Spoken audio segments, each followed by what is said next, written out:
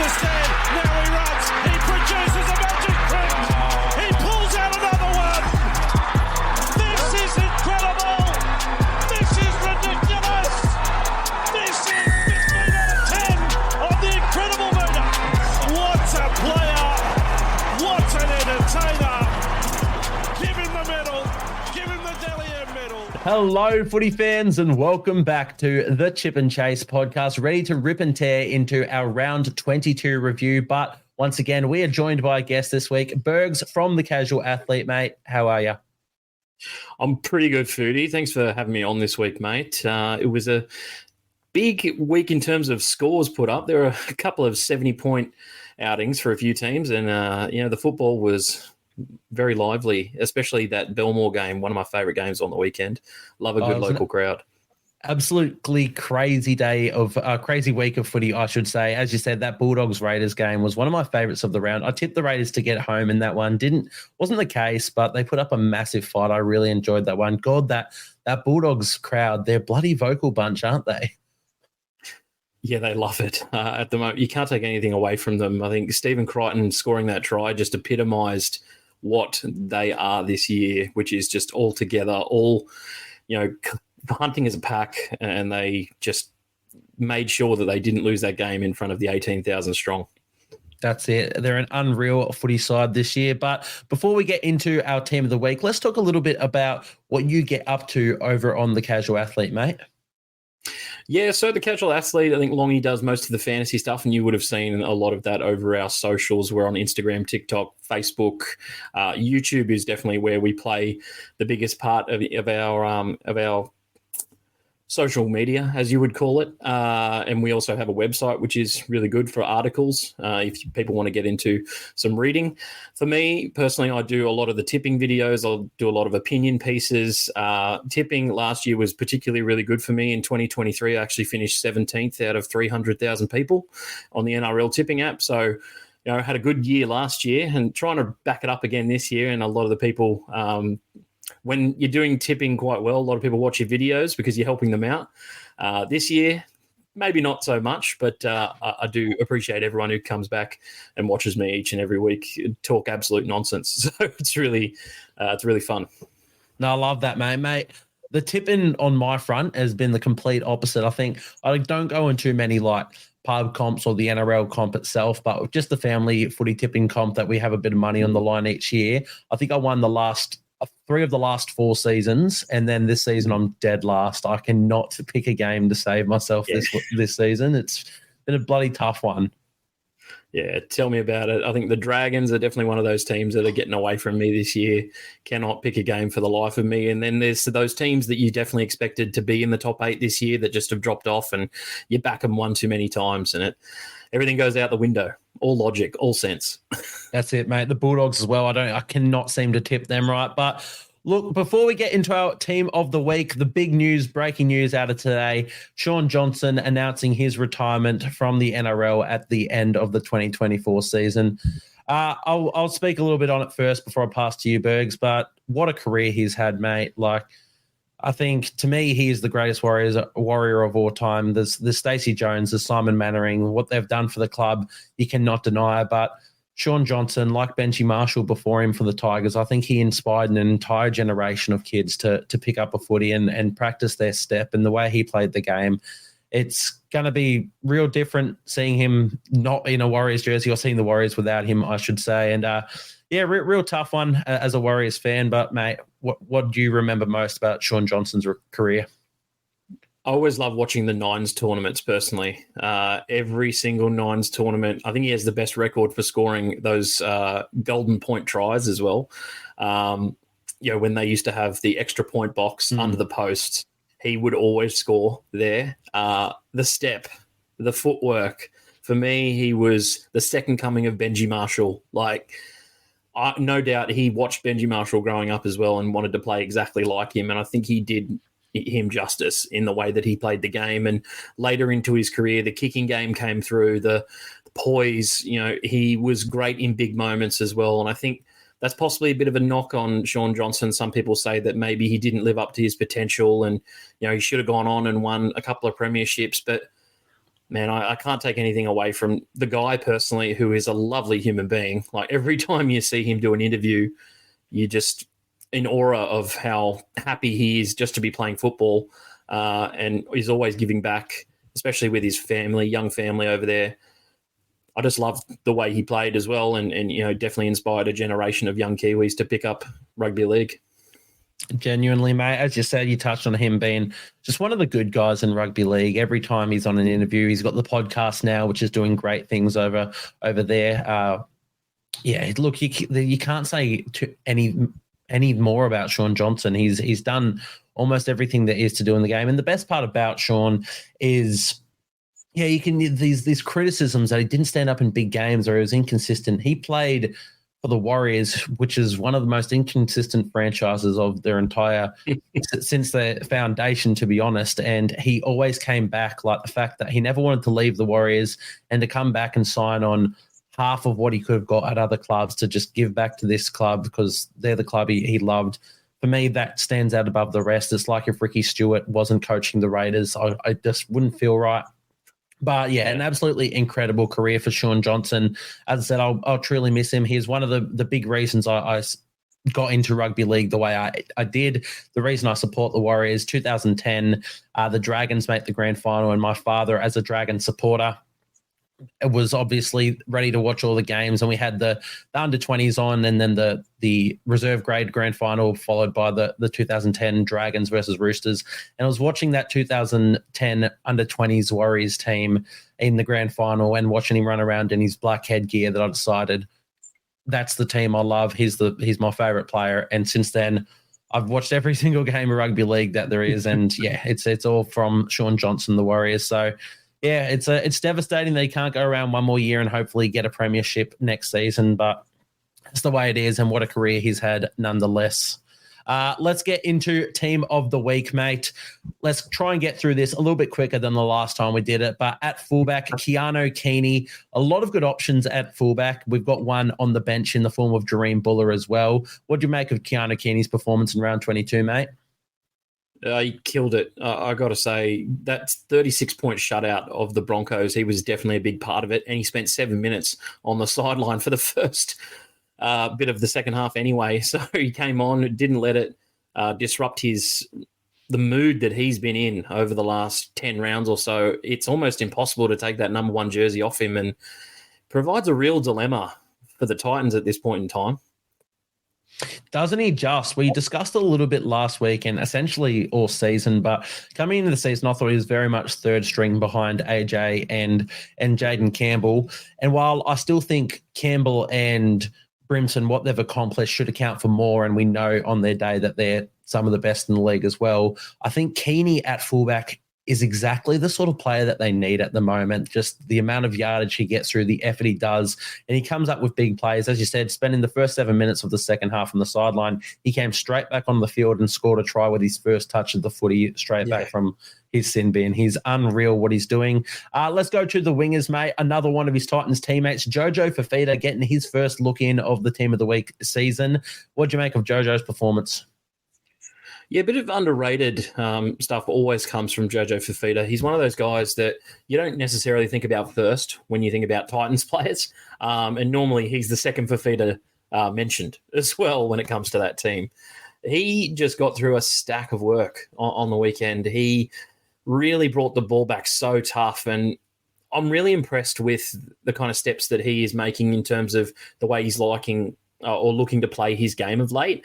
It's definitely towards the mold that you want a modern generation winger to be, which is bring the ball back hard, make 200 meters a game, and, really give those forwards a rest. And he's doing it quite well for the Titans at the moment. It's hard to take that spot off him.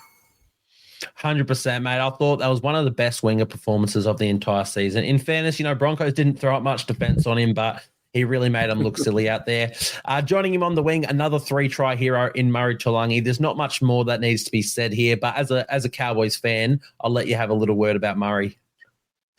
Mate, he's just come back from injury and been lights out the last couple of weeks. I think before that, I've been noticing that towards the back end of this season, we've kind of drifted away from that left side of the field, especially when he's been out of the side, just because maybe we're not as much of a threat. But when he is in the team, I'm going to put him up there with one of the top 5 foot wingers in the comp. I do think that he's got all the skill. He might not be the fastest guy, but he always brings the ball back hard. And like the Tigers try that he provided for Scott Drinkwater a couple of years ago, you can see him pull off some magic as well. Don't we all love that as supporters?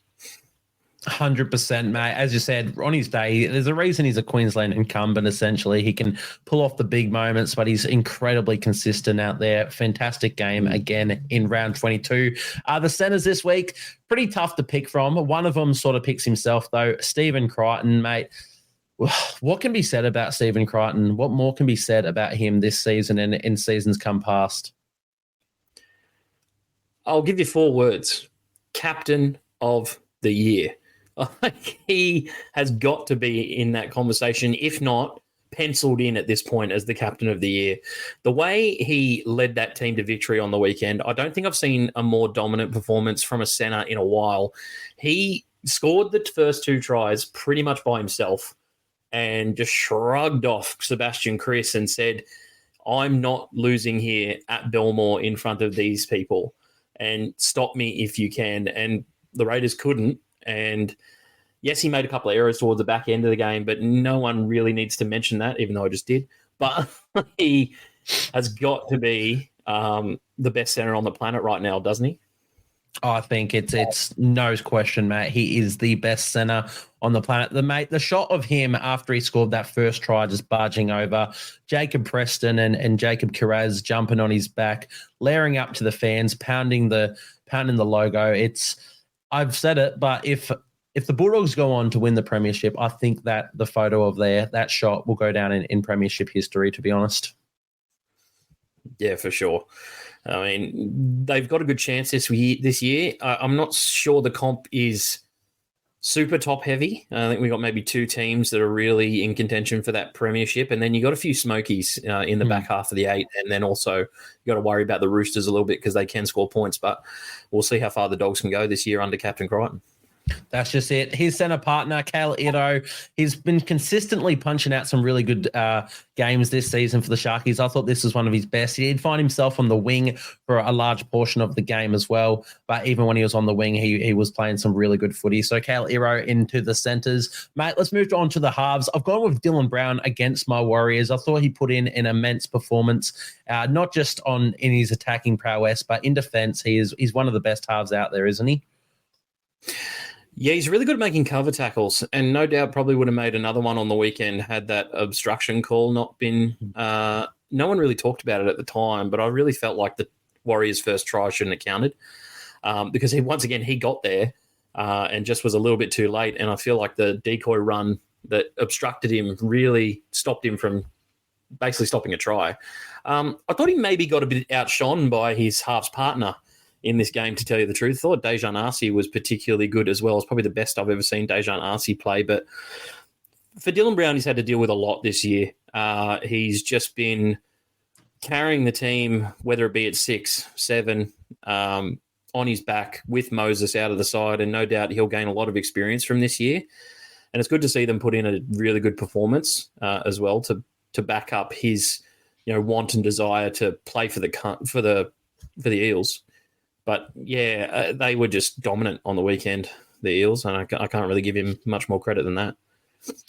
No, exactly right, mate. You mentioned his halves partner in Dejan Arce, very, very close to getting the halfback of the week, but we had to go with Nathan Cleary. Another game, come off the man, come off the hour, come off the man, whatever it is. But Nathan Cleary steps up in the big moments to win the game against the Knights.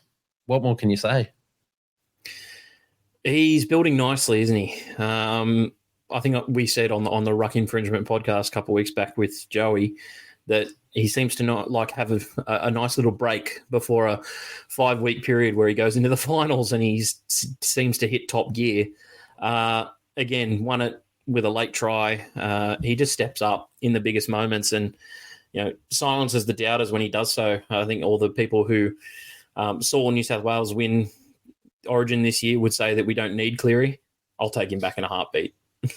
Oh, absolutely, mate. I don't think there's any way in hell that we don't just welcome him straight back into the side with open arms. Let's move into the forward pack. Mitch Barnett, essentially, it's him or Adam Fanua wrapping up at least one of these front row spots every week. It wasn't a losing effort, but his performance, 71 minutes he punched out in the front row.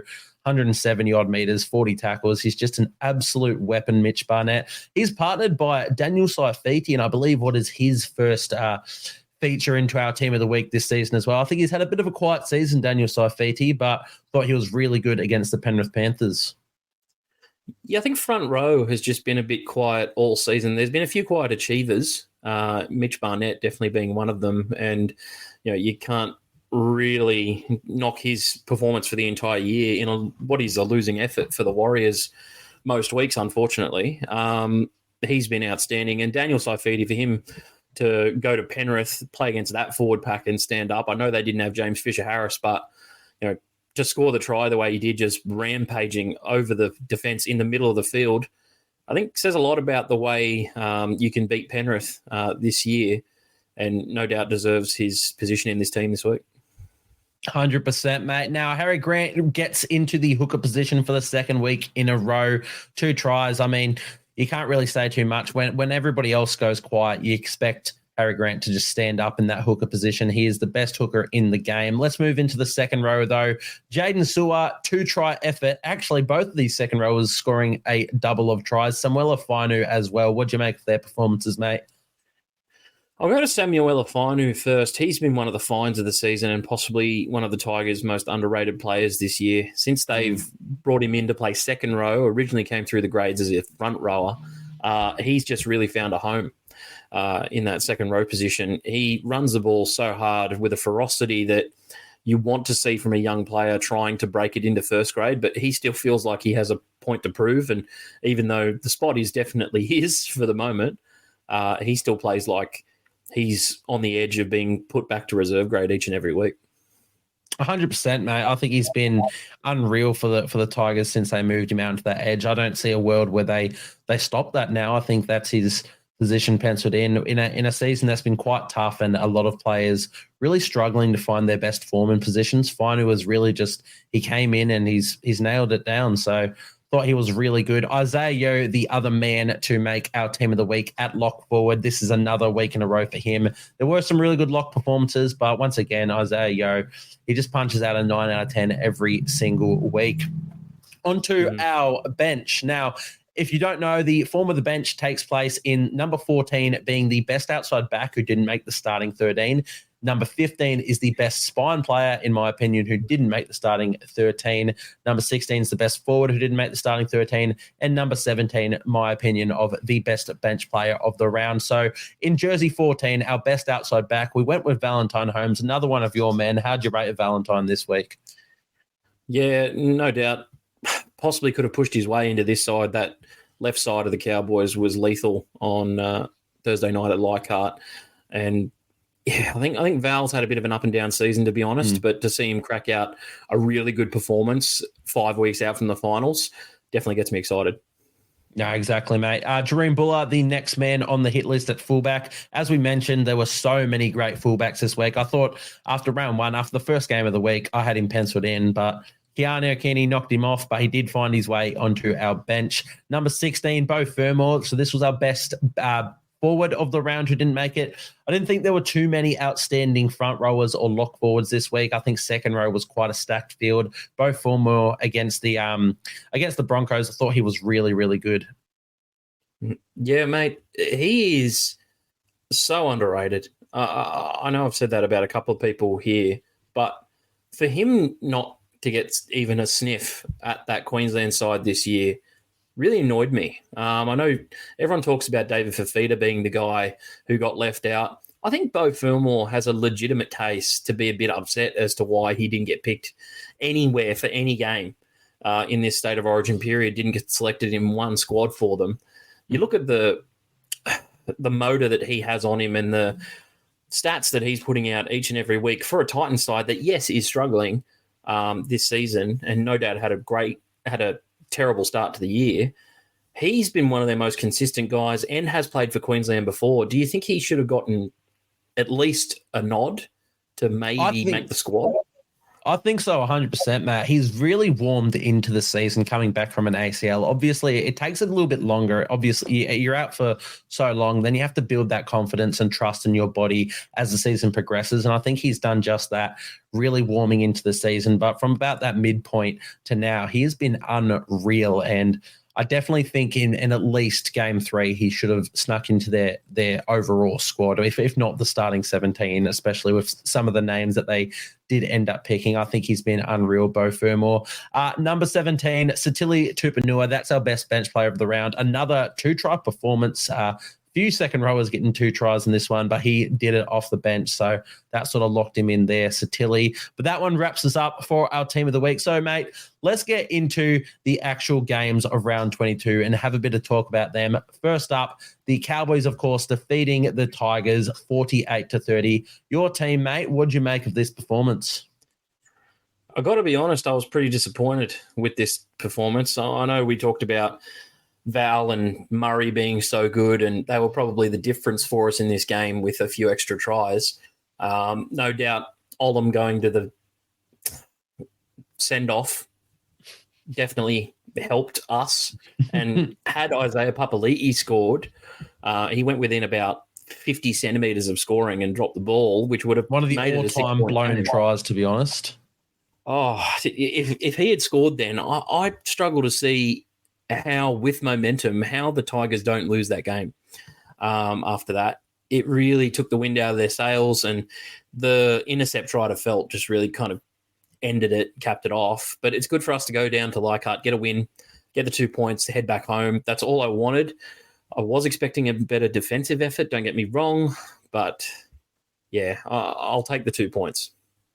That's just it, mate. It's a really weird one to read. It always is when a player is fully sent off from the field. A lot of people expect teams to go on and just put the team to the sword from there. And for a while, the Cowboys were doing exactly that. They were really having their way with that Tigers with a man down.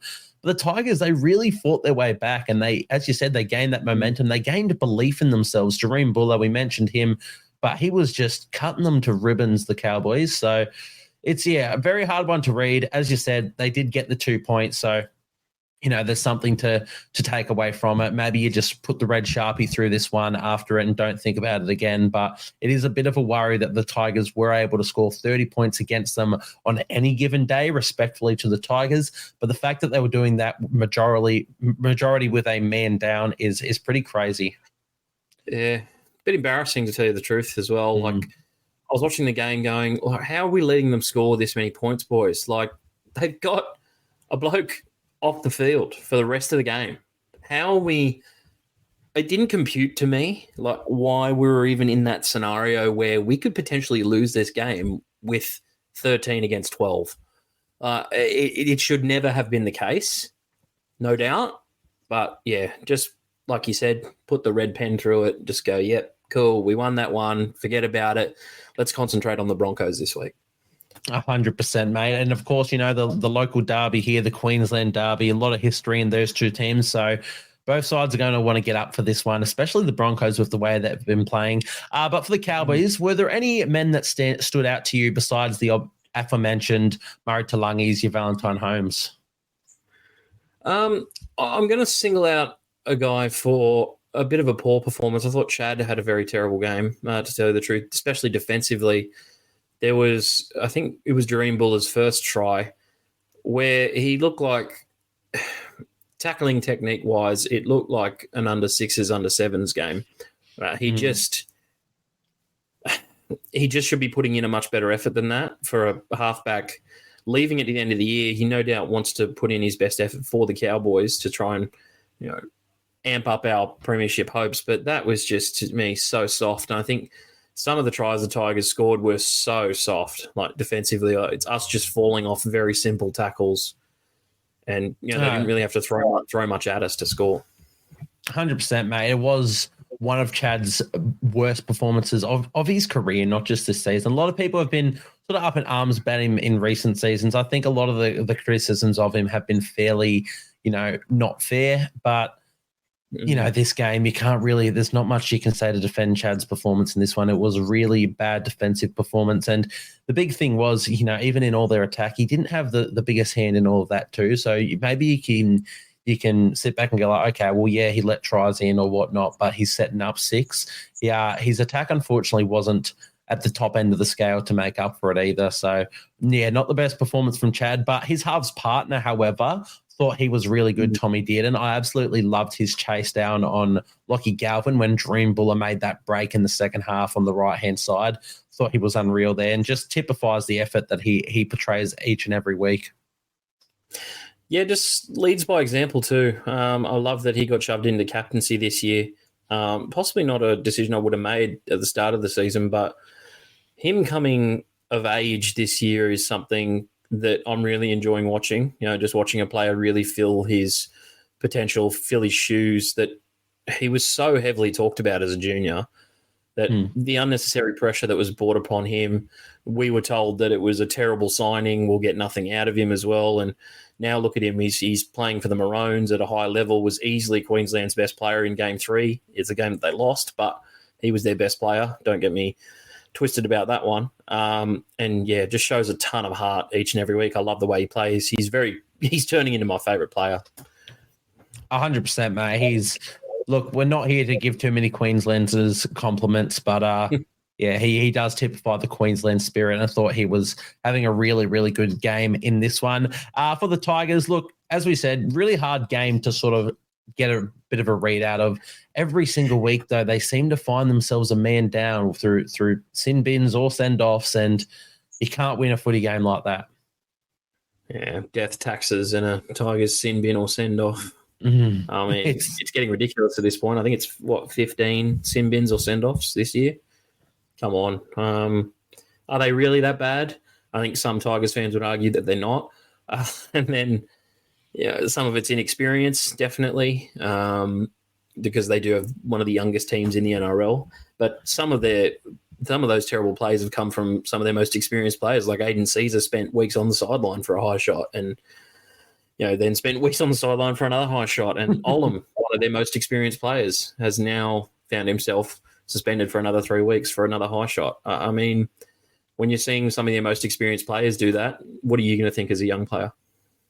Exactly right, Matt. You mentioned that it is a lot of their senior players that are actually getting them in the trouble. I think Aiden Caesar, at the start of the season, I was thinking he was a really good signing. I love the way he was playing. And in fairness, every time he's on the field and not getting himself suspended, I think he's a really good sort of pairing for young Lockie Galvin.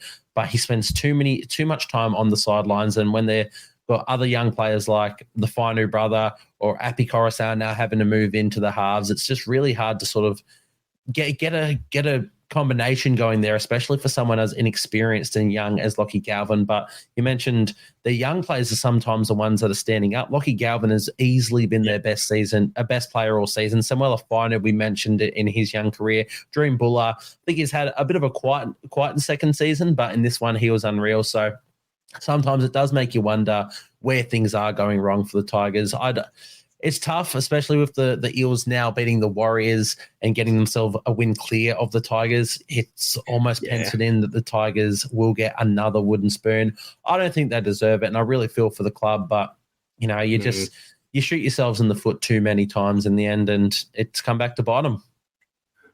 Yeah, it is disappointing to watch them get 3 in a row in terms of wooden spoons.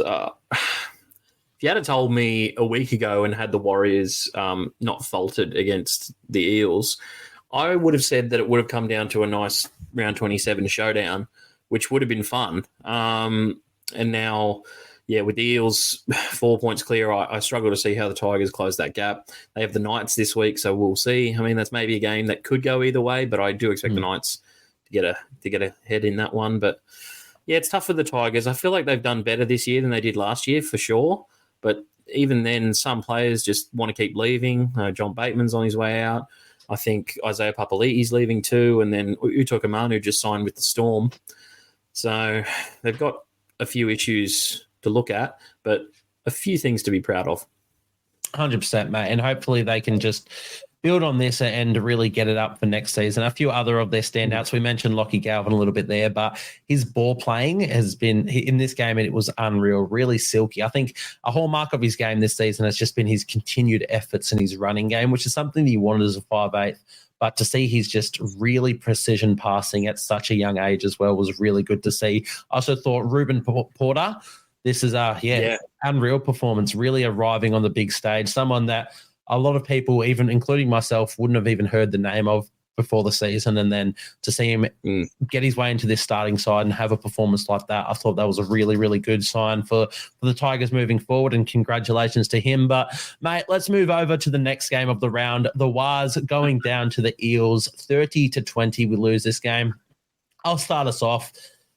Oh, it's really disappointing. This is a Warriors team playing for their season, and you lose to the bottom place side in the competition at home in a sold out home ground. It's not good enough. The scoreline flatters them too. You mentioned that our first try potentially could have not been called a try, and then the rest of our points coming in the final 10 minutes when we actually decide to, play some footy and throw the ball around. And we looked unreal when we did that. The Eels had no answers for us, but it took us 70 minutes into the contest to actually give that a go.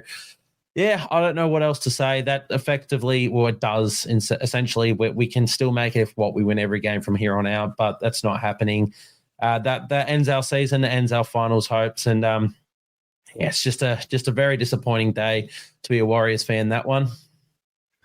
Yeah, I think unfortunately on my tipping video last week. Oh no, it wasn't my tipping video. It was my who's going to make the top 8 video last week on our YouTube channel. I had the Warriors finishing 13th. I just really couldn't see them winning 4-5 games to potentially make the 8.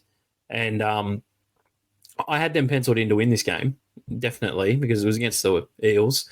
And someone commented and said, Warriors will finish 7th or 8th. Remind me when it happens. And after the game, I went and commented on that and said, "Is it too early to remind you now?" And they were like, "Burgz, don't hurt me right now. It's a bit too early for that." And I'm like, "Okay, man, I'll let you have your space." Apologies. Really disappointing in terms of everything that you said. Sold out fan base, playing for their season. And I agree with you. They threw absolutely nothing at the Eels for the first 70 minutes. I can't believe I was watching a team down by 14 points who went one out for about 7 or 8 sets in a row. It was right until the last tackle too. I think it was weird. They were trying to do what they always do, the Warriors. They were trying to get into an arm wrestle and grind down Parramatta, kick it into corners and really tighten up on defence and make Parramatta play deep in their own half. But it just wasn't working. They dropped a fair bit of ball in the first half as well.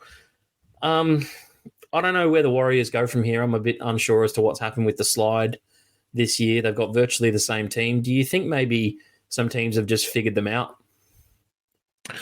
Look, potentially, I think so. I mean, a lot of people putting it down to, Shaun Johnson not being at his best. I don't know if it's necessarily Johnson's doing anything differently to what he's doing last season. I do think that the Warriors have other teams have figured out how to defend against Shaun Johnson and how to defend against the Warriors. And it's a tough one because when it came to the last 10 minutes, as we said, they looked unreal. And there have been performances this year that we've lost close. Well, we should have beat the Storm in Melbourne in round 2 before Xavier Coates scored the greatest try of all time against us to stop us. We scored a few points on the Roosters a few weeks ago as well. Like, they know how to score it, but they just wait way too late in the game. Their defense has not been up to scratch as well. There have been some really, really soft tries. I don't know how they've fallen off this bad, though. Even if teams do figure you out, they were a gritty side last year. They ground out some close wins. This side, it's just not rubbing their way, to be honest. Yeah, it's not. And I'm really perplexed in the way that, they've reacted to certain scenarios. They go up to, I think it was the Titans game. Oh. There were shades of that. in this game. The way they were defending early on against Parramatta. Parramatta nowhere near as lethal as the Titans in attack, but the way Parramatta was scoring tries at ease or scoring points at ease was just really upsetting, considering that the Warriors are the team that have it all to play for. Parramatta are out. They could have turned up and not given a shit in this game, and I wouldn't have looked two ways about it, but they turned up, they cared about winning this game, and that maybe there's an element there of the Warriors thinking it would come to them easy in this one. Maybe, but like, God, at this point of the season, when you are fighting and scrapping for every win to make the top 8, can anyone have that mentality that you think it's going to come to you easy? I was worried about the Warriors this season I didn't mind losing close ones at the start. I thought we were competitive and competing. But when we had the Anzac Day clash in New Zealand and we put on that unreal experience for the pre-game against the Titans, and then we go out and lose the way we did, I'm like, that was the worry. I think then we dropped games against Dragons and Knights, who were struggling at the time as well. A 3-game spell against 3 of the at the time, the bottom teams on the ladder was just the beginning of the end for us. And we've got some good ones in between it, but no, it has not been the Warriors season. A lot of things haven't gone our way, but in the end, when you're throwing up performances like this, what can you say? You really, they did not deserve it. It's interesting. You mentioned their game plan. I didn't hate the way that they played their footy for that opening 15 minutes. They really, stuck to their guns. They had that game plan to just get through their sets and kick downfield. But once they got in attacking space, it was crash ball after crash ball. There was their first time attacking the Eels line. We didn't pass it more than once. It was literally one off the ruck the entire set. Johnson kicked to Dallin, and I think it went. I think they caught it in goal and got a 20 meter restart. It's I don't know what to say, but in terms of the Eels as well, like, you have to give them a lot of credit for this game. They did turn up. As you said, they could have come in and just already had their bags packed to head back home because their season's over. They've got nothing to play for, and they have excuses as well. A lot of salary cap sitting on their sideline in the form of Mitch Moses and Junior Paulo, Micah Sevo. They have excuses. They weren't expected to win this one. It's over in New Zealand. They had no reason to win it, and they went out and did just that. I thought they were really, really good, and it shows they've still got a lot of attacking football left in them, even without Mitch Moses in the side, mate.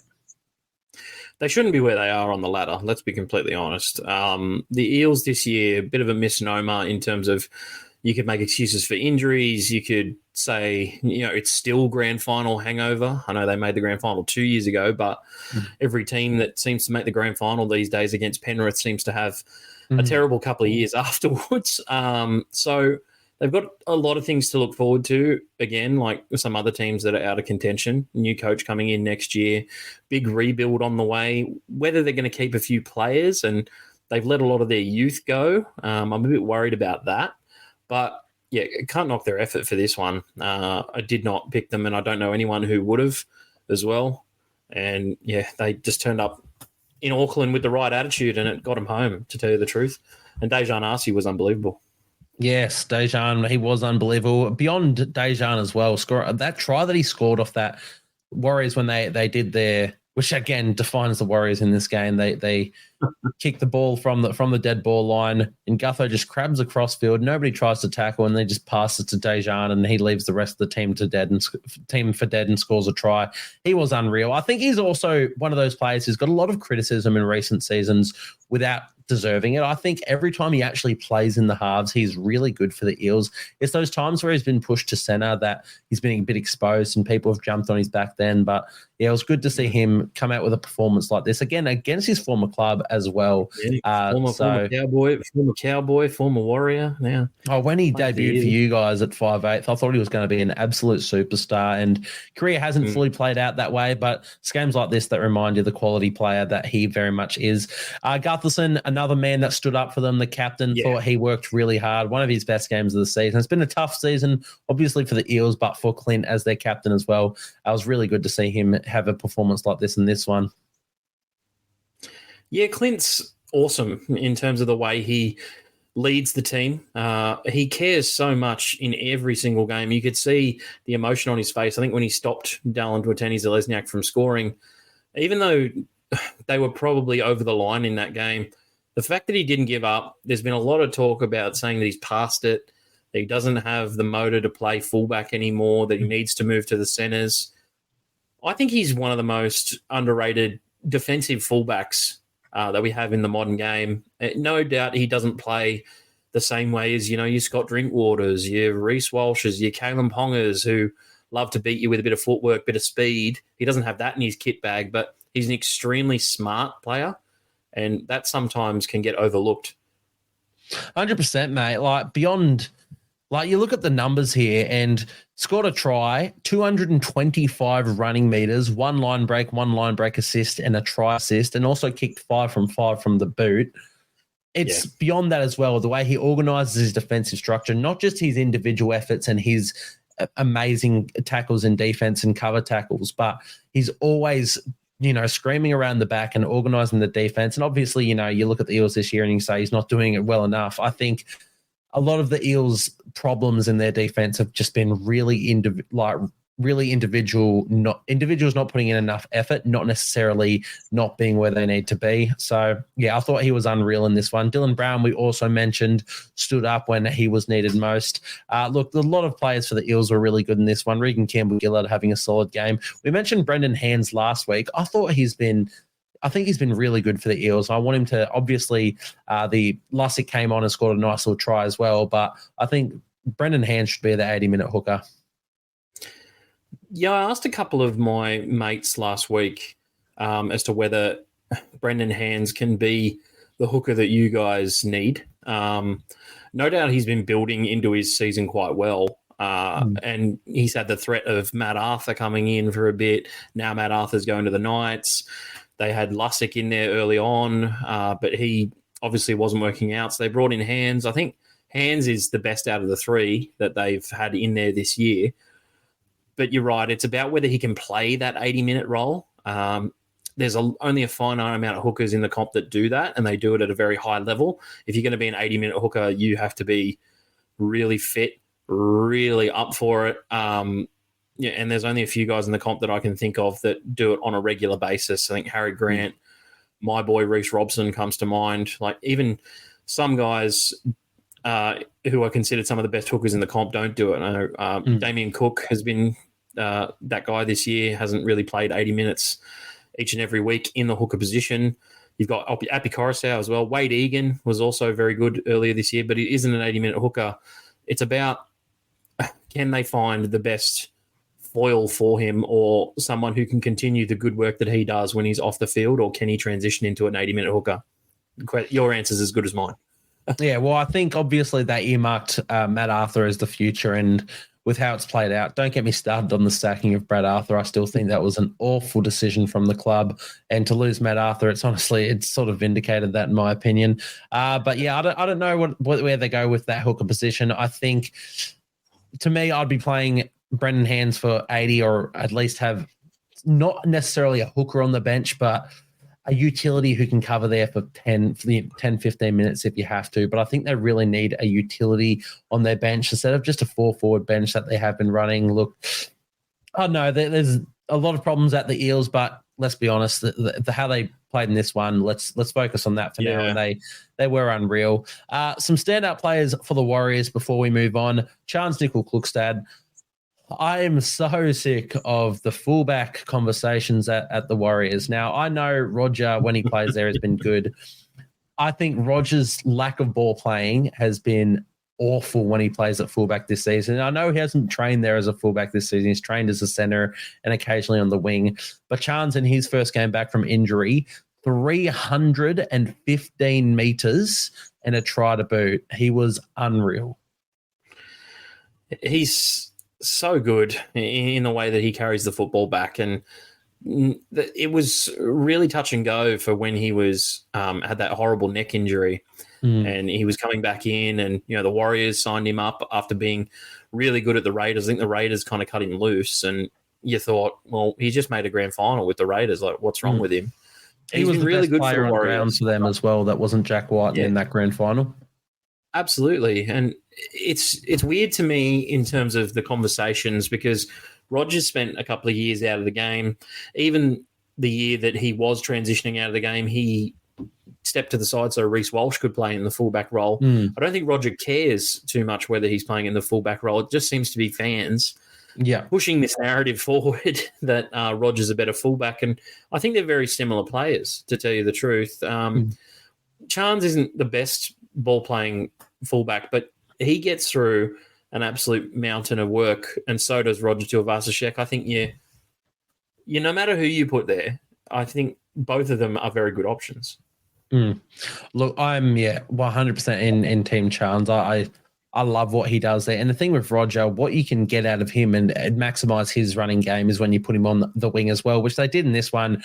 He scored a try, which, as you said, may have been called back in other games, but wasn't in this one. I like how they structure their backline at the moment. Ali Leatawa, I think he's an absolute star of the future in the centres. Moala Graham-Taufa had a few too many errors in this one and a few really bad missed tackles, but he's a young fella, and in attack he was quite good. Lots of good runs from him, and he'll learn from it. Still very young into his career. Dallin Watene-Zelezniak was good again. I love his carries out of his own half. And Sean Johnson, in that last 10 minutes, I thought he was really good for them as well. He came up with all of their sort of try assists and big plays when they were actually decided to play a bit of footy. Look, was there anyone else in there that sort of stood out to you, mate?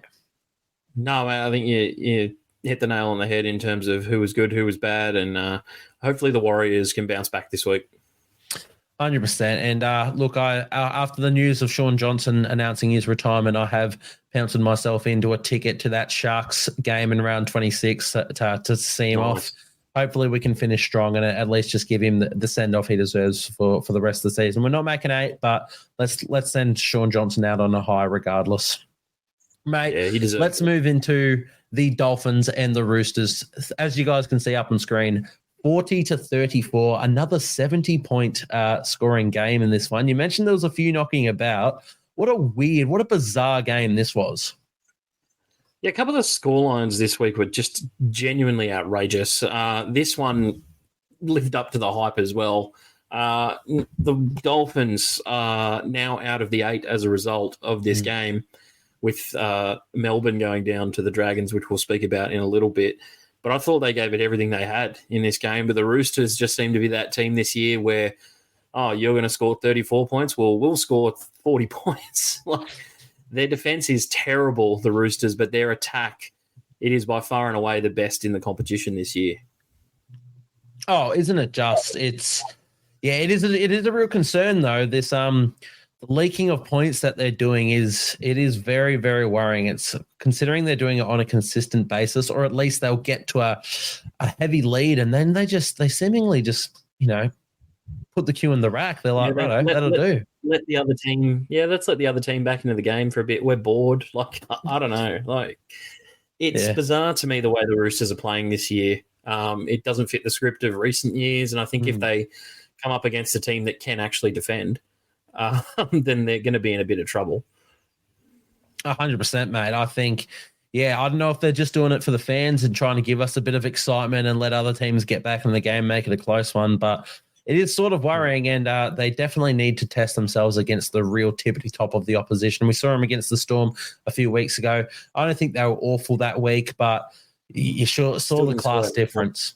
No, exactly. And that's what they're relying on, is they can score so many points. And if you can't score against the Storm and you're leaking this sort of much in defense, it's a worrying sort of time for the Roosters, but they did get the win nonetheless. As you said, this pushes the Dolphins out of the top 8 for the time being. Look, what do you take away from the game, though? Is this another one that let's start with the Dolphins. What do the Dolphins take away from this game? I think they'll be thinking why, or need to have a review on why they've lost 2 out of their last 9 games. They've only won 2 out of their last 9 games. And this late season fade from them is happening again. Last year, probably not to the same degree. They were in and around a bit of question marks to the top 8. This time they were firmly in the top 8 a few weeks ago, and it's kind of slipping through their fingers faster than a knife through butter at this point in time. They need to get back to playing the kind of football that they were playing towards the start of the season when Isaiah Katoa was really controlling games with his kicking game. I think he got shut out in this one a little bit. I think there definitely are ways that you can disrupt a sophomore halfback, and no doubt teams are exploiting that a little bit. In defence as well, I mean, they conceded 40 points, so they got to figure out a way to be a bit better defensively if they're going to make it a stir in this top 8. But yeah, I think for them, they've just got to go back to the drawing board, and Wayne's got to come up with a little bit of a solution that'll work for them for this next 5-week period, because it's absolutely crucial for them. 100%, mate. Look, I think a big reason that they came in this season on such a high is, how successful they were in their first season. The riding high off that was great. They also had a bit of a softer draw to start the season. It's really got tougher as the season progressed, and it's a tough run home for them. But they are a quality footy side. They're not just that side that's making up the numbers like maybe you could say that they were last year. They are putting some really good performances out there, and there's been a few that maybe they should have won. This one, I don't think was really the case. I don't think either team should really be proud of this win when you're conceding that many points. But look, at least one takeaway is the points that they were able to put on the Roosters, 34. They had their really good attacking moments, but yeah, their defense was left a lot to be desired. Let's leave it at that. But any standouts for you from the Dolphins, mate? I think Max Plath, and he is just turning into one of the cult heroes up there, and could be a smoky for the Maroons next year if he plays his cards right. I think we were talking about Brendan Hands before needing, maybe a utility player. He's that kind of guy who can play any position that you ask him to. He is listed, I know, in fantasy as a halfback. Hasn't played there all season. Can play hooker, lock, wherever you want to shove him in. He seems to go really well, and I just love the way he plays. He's a real kind of Aussie battler, and that's the kind of attitude that you love seeing play each and every week. I think a lot of Queenslanders would say this. He's a good Queensland boy. Plays that kind of style. So probably the style that you're looking for as a Maroons selector.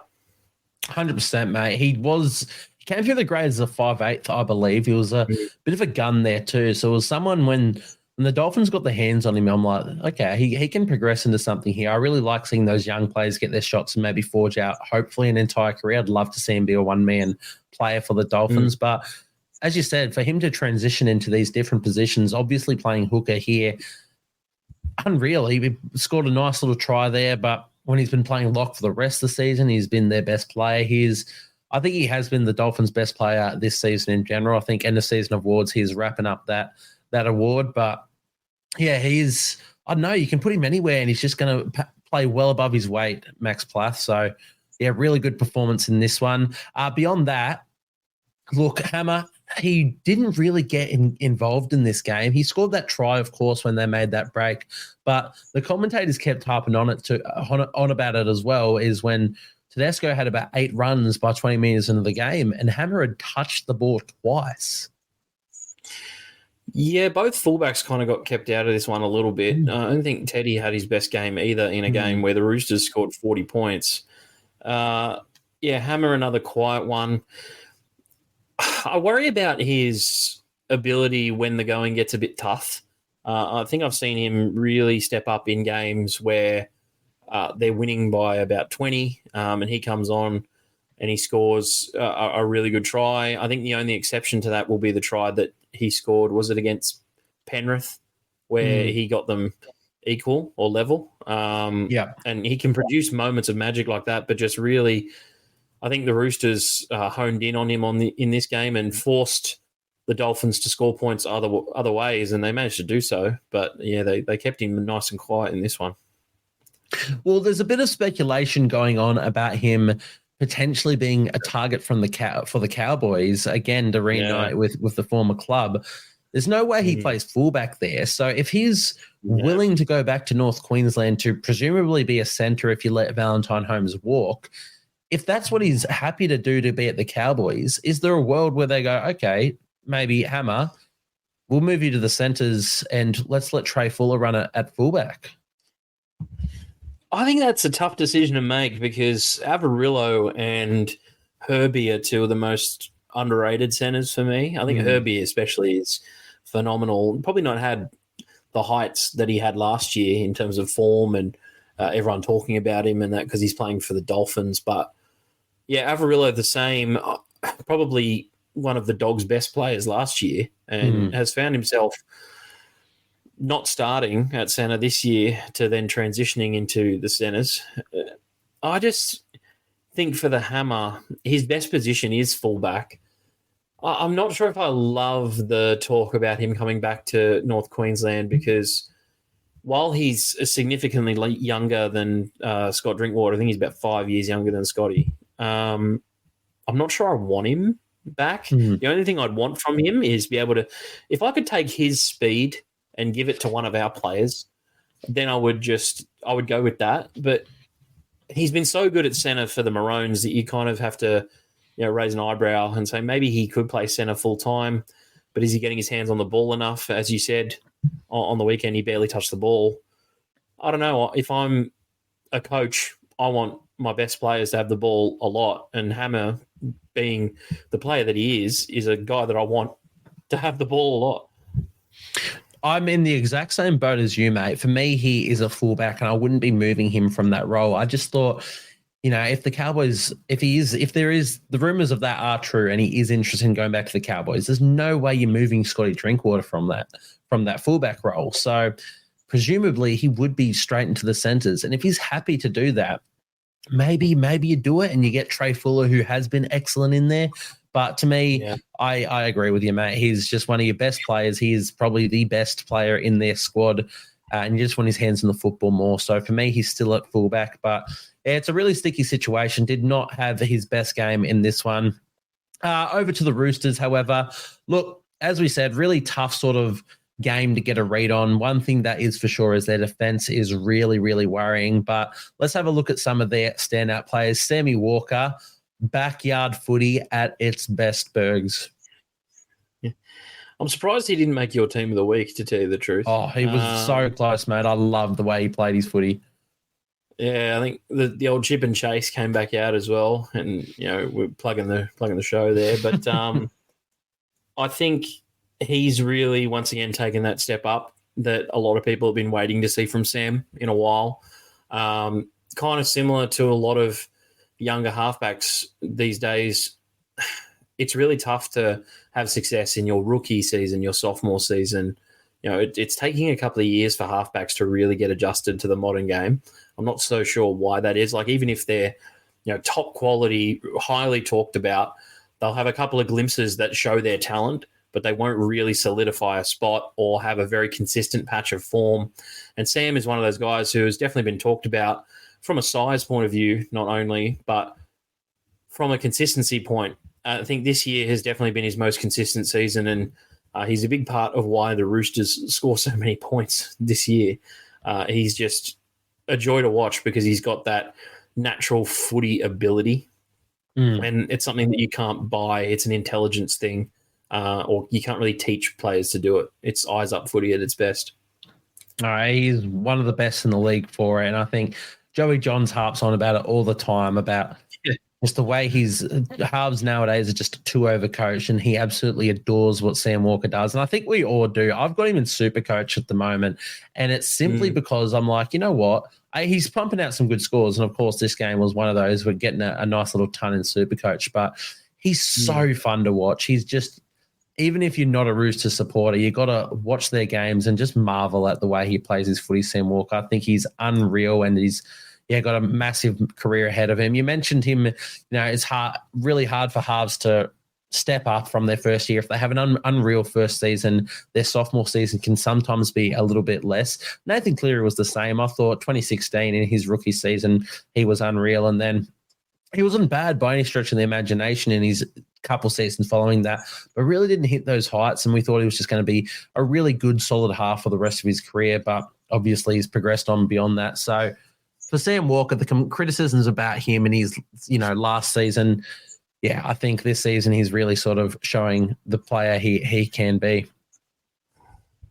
Yeah, got to build a team around him too. You've got to give him time in that role. They're not going to learn it all overnight or be phenomenal Dally M halfback of the year in their first year in the competition. I think we place a lot of, rightfully so, we place a lot of emphasis on the halfback role in our game. And I think that sometimes these kids coming through who have been talked about for years in their junior careers, since they were 14, 15, coming through the grades, and to place that emphasis on them when they're 18 years old playing a men's game at the highest level of our sport, it's just not right, in my opinion, because I think that most of these guys will take a couple of years to get good, and you got to be able to stick through the hard times. And there's plenty of examples of guys that were given up on. I think Shane Flanagan's son can talk a lot about that, because he's one of the guys who the Roosters gave up on. And he's trying to find a home now at the Dragons. And he was heavily talked about as well, one of those guys who came through. That's just a quick example that comes to my head. But for Sam, you always saw the talent, and I think that's why the Roosters have stuck with him, because they don't tend to stick with you if you're not a guaranteed prospect. 100%, mate. For the Roosters, beyond that, I thought Daniel Tupou had a good game, but gosh, that miss between him and Joseph Suoli'i on your man, the centre, who's Jake Averillo, that was tough to watch. That's just embarrassing. Remind me again why we picked Suoli'i in the centres for Origin 1. Can you look? Even beyond, what he did in Origin and to miss his chances from then on, I hated the pick. I really didn't think he had done enough to deserve to be picked in Origin there. He's just not the best centre option that we had in New South Wales, and he's a better winger than a centre. So why is he playing in the centres? It just didn't make sense to me. I thought that while they were not phenomenal on the defensive end, the Roosters, the only thing that you can really look at is their attack to go off in this game, and those two always come to the floor. And I just think that, that's what you have him in the team for. You don't pick him for defense, unfortunately. No, true. Yeah, true. I think, you'd still expect a little bit more out of Daniel Tupou and his experience and consistency over the course of his career. But, it was a really bad miss. Beyond that, for the Roosters, I thought Connor Watson had a really good game, one of his better games in the last couple of weeks. Connor Watson, thought Nat Butcher and Terrell May were really good off the bench. Terrell getting more minutes, of course, with Lindsay Collins going down with that HIA. He's proved all season, Terrell May, that when he gets those minutes, he's one of their best players. Their forward pack's unreal. You couldn't pay, funnily enough, for a better forward pack.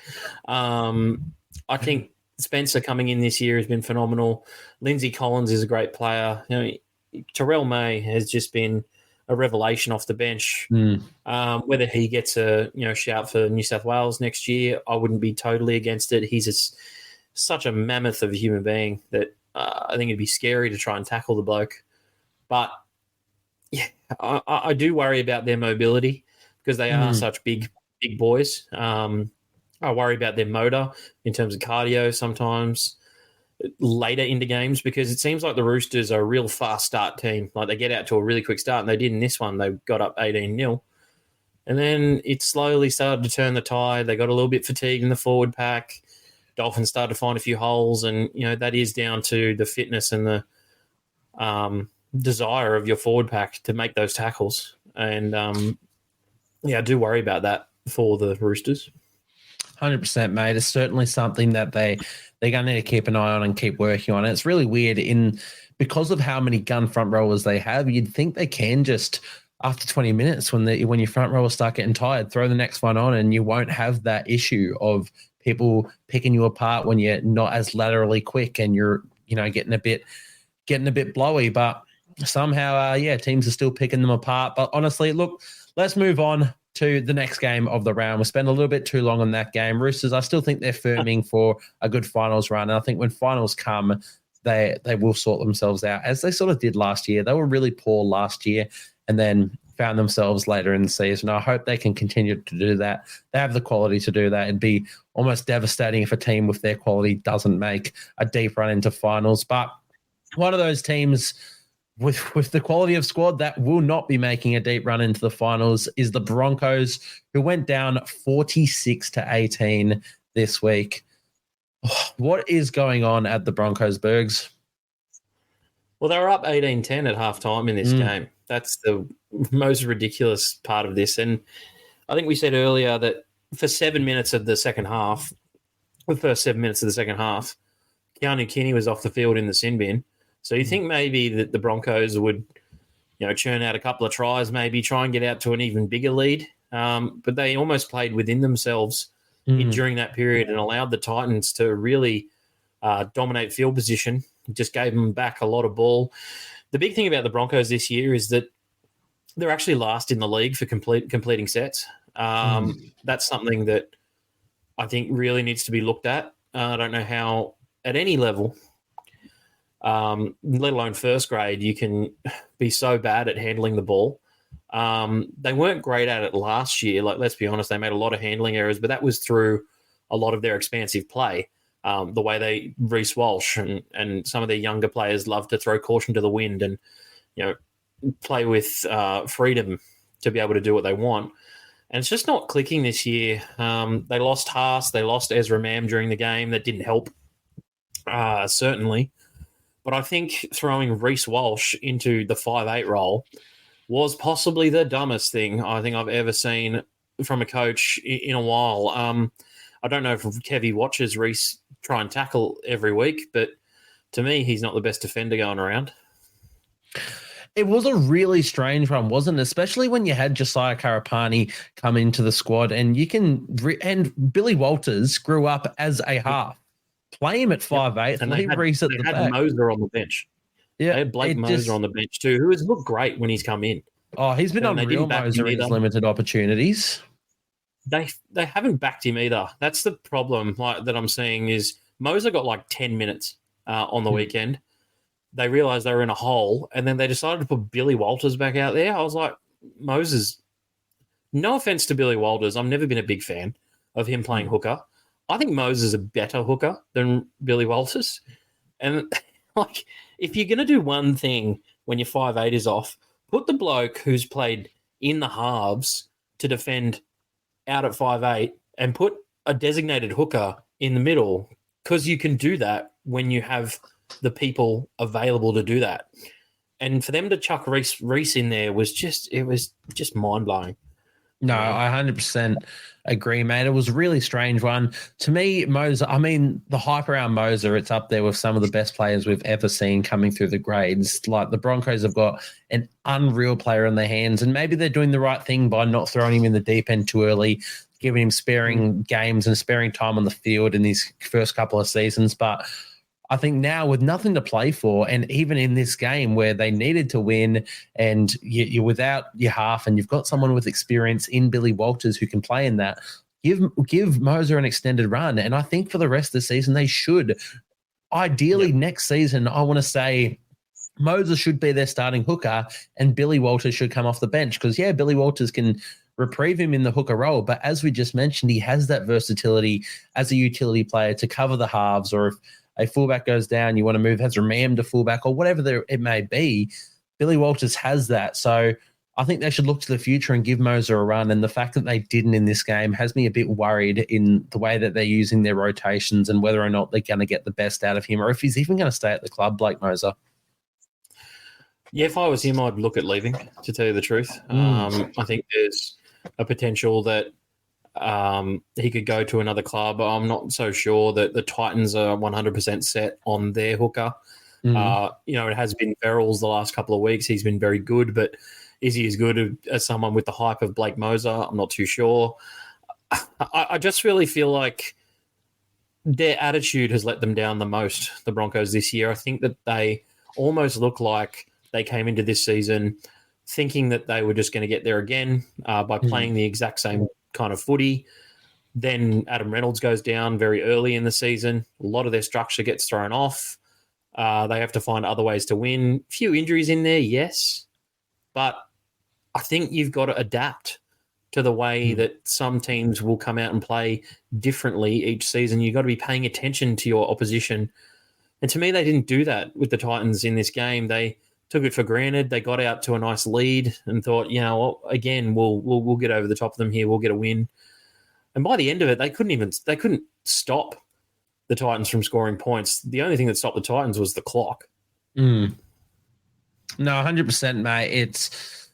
You're damn right. And it's really worrying because they did come out in this game and their first 2 tries weren't just, run-of-the-mill tries. It was their expansive footy. Reece Walsh just doing whatever the hell his forthcomings, his shortcomings in defense. He makes up for them in attack. He's unreal and scored 2 quick-fire, unreal tries, solo efforts where only Reece Walsh can score them.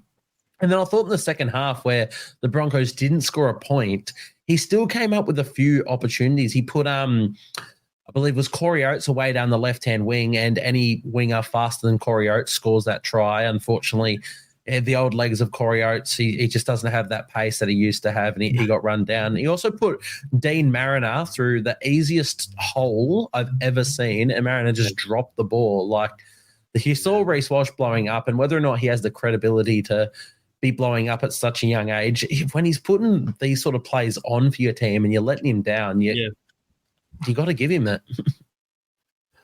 The problem that I have with that whole argument there is that it's completely forgotten by the scoreline, right? Like, the fact that Reece was so good for a certain period of the game or had certain plays where he looked great, it's like, oh yeah, and now I remember, now that you mention it, like, but before that I'm thinking they lost 46-18. It's not the entire story. And you can point out that Reece was good in patches of the game. He still has a couple of errors in his game. He always is going to, by the way he plays. But I just think, he wasn't backed up by a full team performance once again. And no doubt they've got a few more issues than making the top 8 at this point in time. 100%, mate. And look, the Payne Haas and Ezra Mam injuries, they're not ideal, but they're not at all an excuse for losing 46-18 and not scoring a single point in that second half. There was, really worrying signs. And this is a team with Paddy Carrigan and Adam Reynolds and Reece Walsh still out there.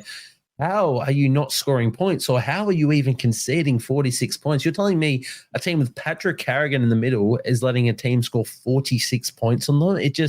It blows me away. And for them to be up, 12-0 or something in the first, they were up 12-0 in 15 minutes and then just let it go. So, I'm really, as you said, the issues run deeper than their performances as well. There's obviously a lot of stuff behind the scenes. And I think that was, some people, they go out and say that as soon as stuff is being leaked from the club in the beginning of the season, if there's rumblings around some just bad stuff going on, you're in for a tough year. The best clubs don't let that stuff happen. It doesn't matter if you come from first on the ladder or a grand final as the Broncos did. As soon as the stuff that was happening in the off season was getting out there, it just really put them in for a tough year. With the Patrick Carrigan and Adam Reynolds fight at the beginning of the year, it's just, that's the sort of stuff that you don't have at the best clubs. And it's really worrying signs for the Broncos for sure. Obviously, this loss effectively ruins their top 8 chances. I think, again, mathematically they're a chance, but I don't see a world where they can do it after games like this.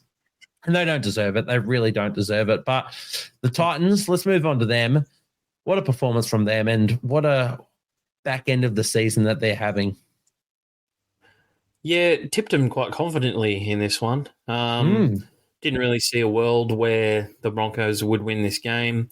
I even thought that David Fafita was pretty quiet in this one as well, and managed to still score 46 points. And we spoke about it a little bit earlier, but that Jaden Campbell, I was reading that he's really loving his position at 5'8" at the moment. He's finding that making a few tackles in the front line really gets him involved in the game and encourages him to go after it. And I love that attitude. Love to hear that from him. Especially from a guy that is so good at fullback. They got three of maybe the top 10 fullbacks in the comp at the moment, playing on the one team, which is ridiculous. No AJ again. They haven't had Tino all year. They've put in some really good performances and can still make the 8 as well. And in this one, it looks like they're going to be finishing above the Broncos, and the Broncos could be looking at a scenario where they're finishing once again as the bottom place Queensland team after making the grand final last year. So Well done to the Titans. They were phenomenal. 100%, mate. I think that is a very real scenario at the moment. I do think that the Broncos, they will finish as the bottom placed Queensland side. The one thing that they have for them is they do have some quote unquote easier games coming up in their draw, but with the way that they're playing footy, in the NRL in general, there's no easy game, and the way that they're playing, maybe those ones that they were tipped to win at the start of the season, not so much anymore. So the Titans, with performances like this, it's really encouraging to see. I wasn't really a fan of their Justin Holbrook firing last year. I thought he was doing really good things with the Titans, but when you get a chance to get Desi Hasler in, I guess you take those. And I don't know, I was in support of Holbrook, especially when the Titans were losing at the beginning of the season. I was like, look, it sort of makes me feel a bit better about Holbrook, and I'm sure he's feeling a bit better. But Desi Hasler has finally instilled the Desi Hasler play style into the Titans, and they've progressed really well into the season. Some of their standouts in this one, well, you mentioned David Fifita having a quiet game.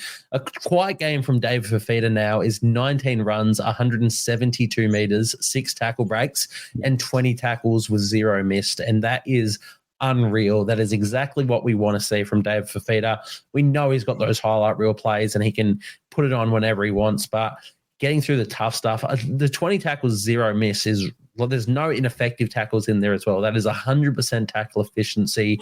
Getting close to 200 metres in a game. I love that sort of stuff. His second row partner we mentioned as well, Beau Fermor. God, he's playing such a good brand of footy. 41 tackles as well, as well as his great little try and his 120 odd metres as well. The Titans, as you said, they're doing this without Tino. They're doing this without AJ. Doing it without Jamin Jolliffe as well, who I thought was a massive part of their early parts of the season. And again, their front rowers didn't have, the most outrageous of games. Aaron Clark, 124 metres, Moeki Fotuaika, 94 metres, but the rest of their team, they find a way and they can score points.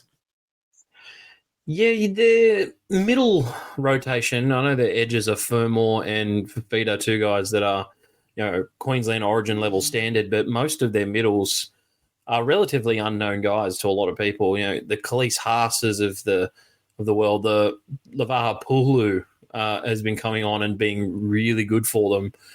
I think they've had some guys like, as you said, Jamin Jolliffe this year, absolute nobody last year, and he's come on and been a really big part of their season. And any games that they've won, they've now won 3 games in a row, the Titans. Yes. They're surging quite nicely. They did go on a 3-game stretch a little while ago. They got ended, but I don't know. I feel like if they had those players in that we talked about, AJ and Tino, then they'd easily be in the conversation for top 8.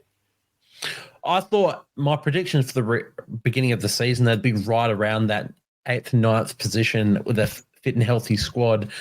As you said, if they had them in for the entire season, I reckon they would be. Like, Tino is a captain, Origin level player. Like, he is unreal. And AJ, even in his games before he got injured this season, was out and out their best player. He was willing them to win single-handedly, AJ Brimson.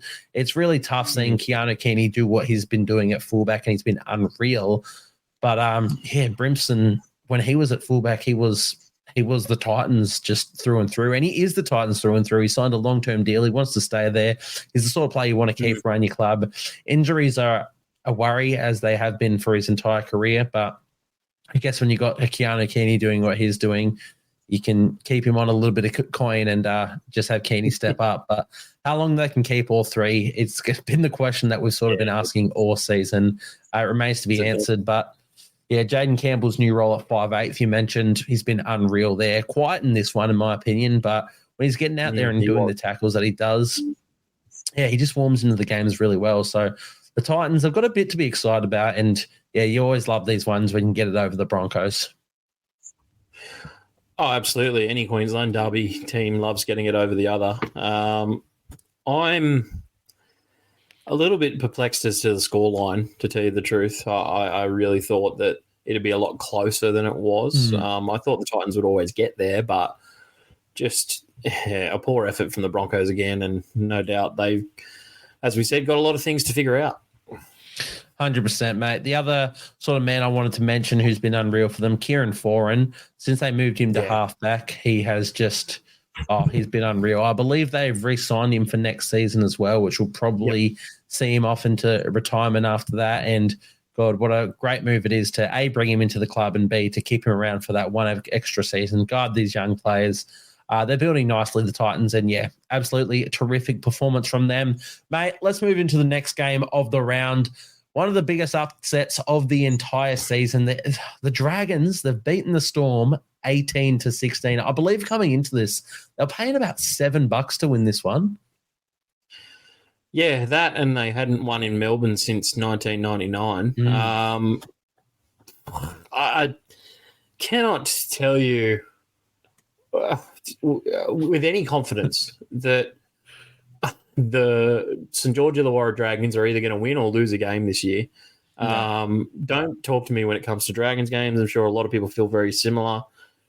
They just held on really well in this one. I actually thought the Storm won field position quite well and did bomb a couple of chances. I thought Harry Grant, who made your team of the week, really tried to drag his team through the fire in this one and almost willed them to a victory. It ended up being a Nick Meaney goal was the difference. The Dragons, they're weird, man. They're just so weird. Like, what are they? I can't really explain their game plan each and every week because I don't know what it's going to be. It is really weird. You're seeing a lot of shades of a Shane Flanagan coach side and their grittiness and the way that they get into this dogfight. It's reminiscent of his time with the Sharks, and the Sharks and the Storm had a fantastic rivalry while Shane Flanagan was coaching them. The thing with the Dragons is they are inconsistent, and one week they have that, and then the next week they just turn to absolute mud. They don't want to be there. They're not defending to save themselves, and it baffles you, to be honest. It really makes you question what's going on there. They're so inconsistent. They're really hard to get a read on. Hopefully surely something like this has got to get you up and raring for the rest of the season, though. Hopefully they can continue this consistent bit of footy and go on. They have been, playing some decent footy as of late, to be fair. But, to win against the Storm in Amy Park for any club, let alone the Dragons and their record there, it's unreal stuff for them. Yeah, it's starting to become, though, like, what's an easier question? What is the meaning of life, or are the Dragons going to win this game?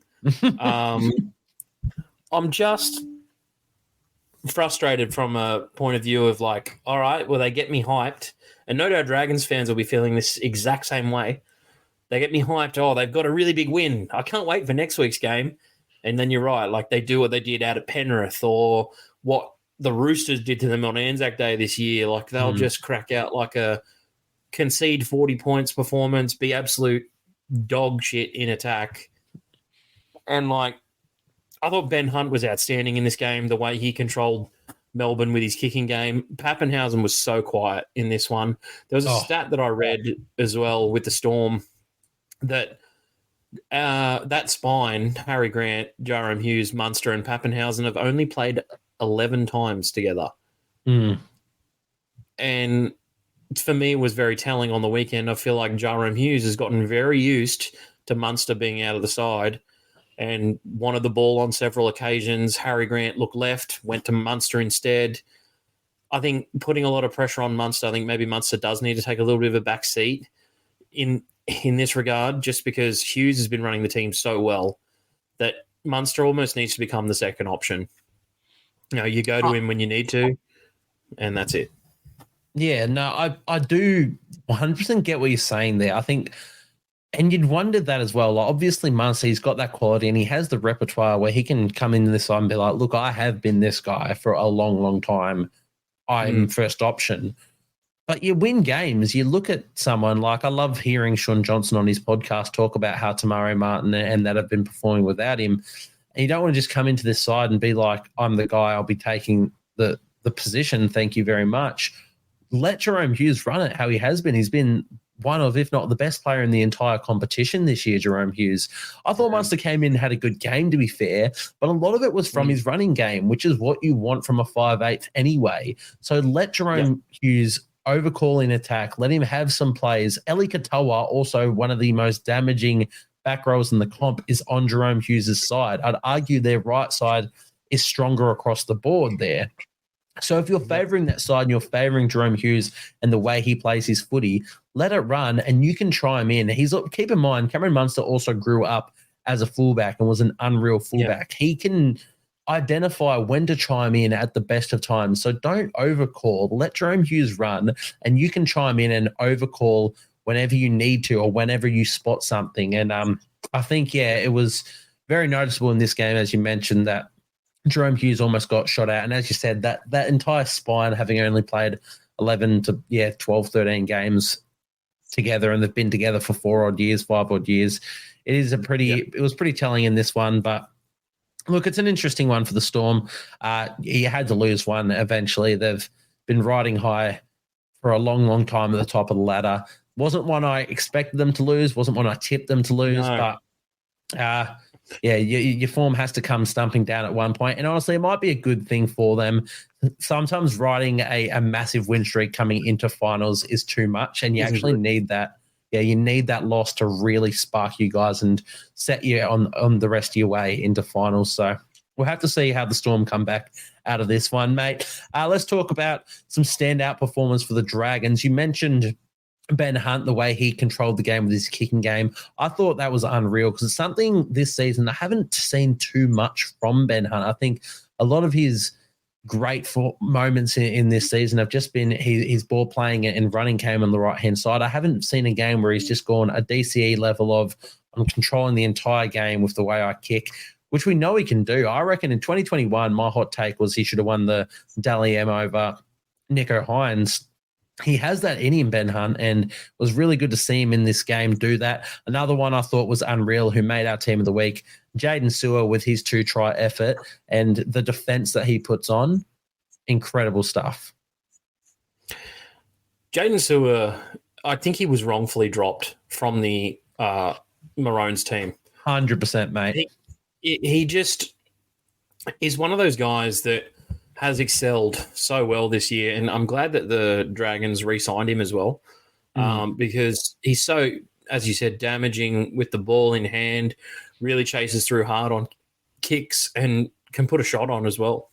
And you love your back rower to be able to do that. The matchups were very good in this game. I think Sean Blaw's been very good this year, but arguably the fourth best second rower on the field. I thought like Luciano Leilua also had a pretty decent game. And I think Faitala Mariner going back to the bench, he didn't have the best start when he came on. I think he dropped the ball, but I really like their rotation that they're using there. I think the Dragons forward pack is super underrated this year. They got a few really nice pieces in there that just work hard.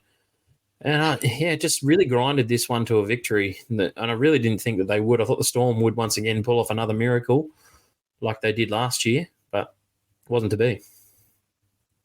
Mate, you mentioned their forward pack being really underrated. I 100% agree with you. I think a lot of people, looked at them this season, coming into the season, said they just didn't have it.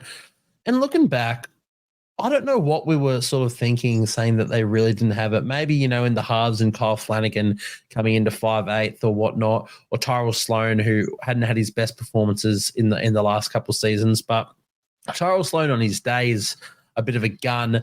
Kyle Flanagan under his dad, we should have known that his dad knew how to get the best out of him. And that forward pack that you mentioned, they have guns in sort of every area that if one person goes quiet, the next person can stand up. I thought Jack DeBellin was unreal in this one, coming off the bench in a late switch, but pumped through 160 meters of his own, as well as the odd 23 tackles and only the 2 missed. So I thought Jack DeBellin was really, really good. Their forward pack, they stand up. Tommy Eisenhuth in defense, in the middle is great. He has had a few shockers when he's been moved back to the second row and just couldn't tackle to save himself, but he gets through a lot of defense when he's at lock forward. So, what a win for the Dragons. You really cannot overstate how massive this is for their season. To get them into the top 8 and to do it against the Melbourne Storm and Amy Park is just, I mean, what can you say, really? They picked up one against the Green as well. I think most people, everyone kind of similar to the Warriors this week, you'd probably say that no one had the Dragons coming into this game. No. And they picked up a win that probably someone didn't expect them to. And now I'm just waiting for the loss that no one expects them to get as well. So, I mean, it's It'll just the way come, the mate. Dragons have been. Yeah, the way the Dragons have been this year. I think for the Storm, you're right. This shouldn't worry them too much. It is a game that they lost at home. I think the Sharks and the Dragons are the only two teams to beat them at home this year. And no doubt they probably thought this is one that they should have won. But they got a lot to worry about. Not really Dragons wins at the moment. It's more staving off Penrith for the minor premiership at this point, I would say. And they gave up a win to them as well. So Penrith have closed that gap. 100%. This is I think this game is one of the more telling ones in that race for the minor premiership for the rest of the season. If the Storm to drop this one can mean it's a little bit worrying. If obviously the minor premiership isn't all that's on your mind, they're a team focused on winning a grand final, the Melbourne Storm, but you want to get that minor premiership under the belt as well for home ground advantage and whatnot. But for the Storm, look, we mentioned Harry Grant, we mentioned Cameron Munster. Grant Anderson, I thought was still good. Jack Howarth, since he's been brought into the grade, I think he's been really good in the centres. Roma Smith off departing for England as well, so you'd assume that's his spot to go now, Jack Howarth. Mate, I love him. Again, another guy really talked about coming through the grades. Signed a big deal with the Storm as well, like $500K a season he's been on for the last couple of years, playing reserve grade most of the time. I think he has something like 40 to 50 reserve grade appearances for, I think it's the Falcons up there in Queensland Cup, and was always going to be a player that burst through and was going to be a solid first grader. Did I think it was going to be at centre? No. But he has the speed. He has the physique. He's so good defensively, like making tackles as well. He's so good at making tackles. I think his reads could use a little bit of work, but that's something that comes with time. And he really hasn't grown up playing centre. He played outside centre in rugby when he came through the grades. But, I love the way he plays. He's so hard to put down.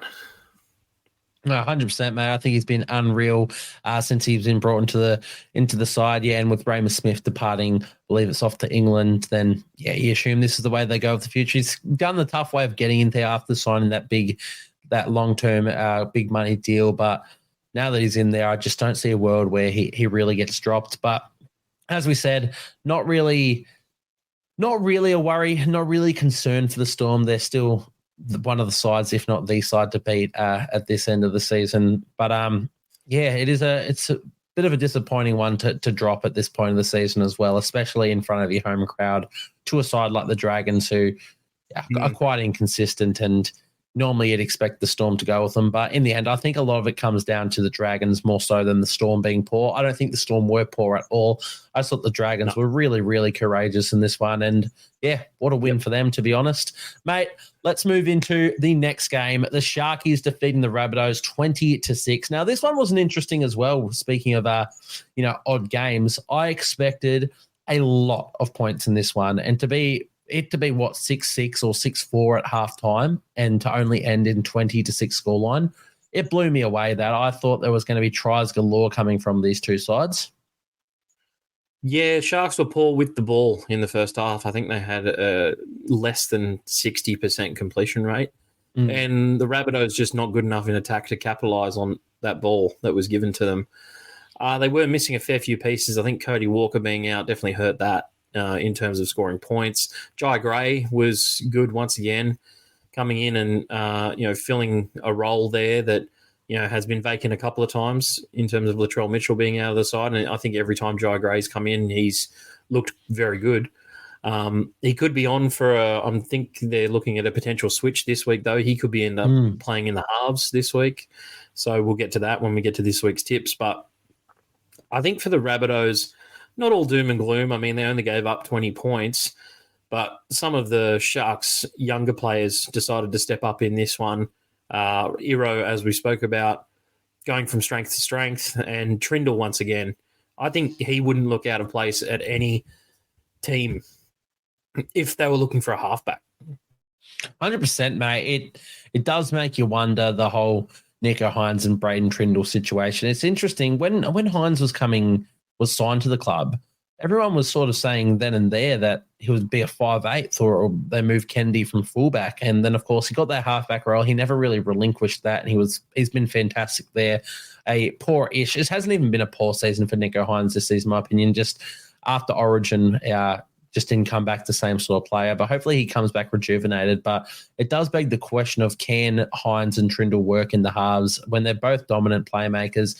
Trindle, he's a wee war boy, so got a mate who grew up with Trindle, and they played their footy together and went to school together. And he's always said he's an immense talent. But, oh, yeah, another try as well. I think it's 5 tries in 5 weeks for Braden Trindle since he's been starting at halfback. So he keeps doing it. He's playing some really good footy. Another one of their young players that stepped up, Sam Stonestreet. A lot of raps on him coming through the grades, and good to see him play the way he did. Also robbed of a try, in my opinion. That was one of the all-time refereeing decisions. That one was, for sure.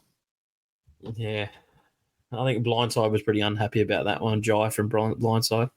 Oh, mate, he's unhappy about anything that goes against the Sharks. True, that is true, especially when he's had a couple. I just feel like they've been calling that the same way all season, unfortunately. He's a great player, Sam Stonestreet, and it's very unlucky for him that, while he's been playing for the Jets, I actually get down to a fair few Jets games, big Newtown Jets fan. And watching him play, you could definitely tell that he had first-grade ability. It's just it's sad for him, because I used to watch him and Iro a lot, that they had really set centres and really set wingers in the side that unfortunately don't get injured too often. I know Mulatalo is getting injured now, and that's why Stonestreet has his opportunity. But he's definitely a guy that I think another club should sign. If you're looking for a decent winger who's got great finishing ability, decent speed, carries the ball well out of his own half. Like, the Sharks have just got a lot of young players who I thought other teams should have poached, considering how successful the Jets were, especially a couple of years ago. And Connor Tracy left as well. So I don't know why some other clubs don't look at them in that regard. But, yeah, again, with Trindle, he's just on fire. And I do like what you're saying in terms of him playing with Nico Hines in the halves, because Nico's such a ball-dominant player when he does play in the team. I don't know. I think Trindle struggles playing second fiddle sometimes. 100%, and it's a tough call to have. Obviously, you're not going to get rid of Nico Hines from the team. And as I said, he hasn't had a bad season. A lot of people have been on his back, but this is still someone who essentially his first 3 full seasons, like, at the club, he's got them to finals every year. I think he's undoubtedly their halfback, but is Braden Trindle their 5'8" is the question. And that's not a knock on Trindle. As we said, he's been unreal. But to me, he's an out-and-out halfback, and a halfback that, as you said, mate, could walk into almost every side out there. Everyone could do with a player like Braden Trindle. He is unreal. So it's a question that they'll have to look at. Of course, Nico Hines is due back in round 27, I believe. So they'll get 1 week before finals start to test their combination or see what they do there. But it's going to be a very tricky situation for the Sharkies and their halves. Beyond them, mate, Kale Ito, Jesse Ramian, the centers, the work they get through is unreal. Ramian, again, had 15 minutes off the field with a head knock with the HIA, still ran the ball for 153 meters from 12 runs, had a line break, had a line break assist and a try assist, and only 1 tackle break in those meters is the thing. Jesse Ramian, very much known for a few tackle breaks, but he's getting through a lot of the tough work, and as is Kale Ito this season, 2 players that you sort of look at them and you think that they've just got that superstar potential where it's just, maybe Valentine Holmes, or that they have breakout games, or they have these highlight reel moments. But God, they get through some tough work. Yeah, for me, the big one was Iro, because Talakai was being talked about. Like, you can't move Talakai from centre at the start of the season. And I'm like, and I was saying in quite a fair few videos, if they were to move Iro to centre, they will not be disappointed in the player that they will get. in return, and he has paid it back tenfold for the confidence that they've showed in him. And Ramian, possibly his best year in a fair few years, to tell you the truth.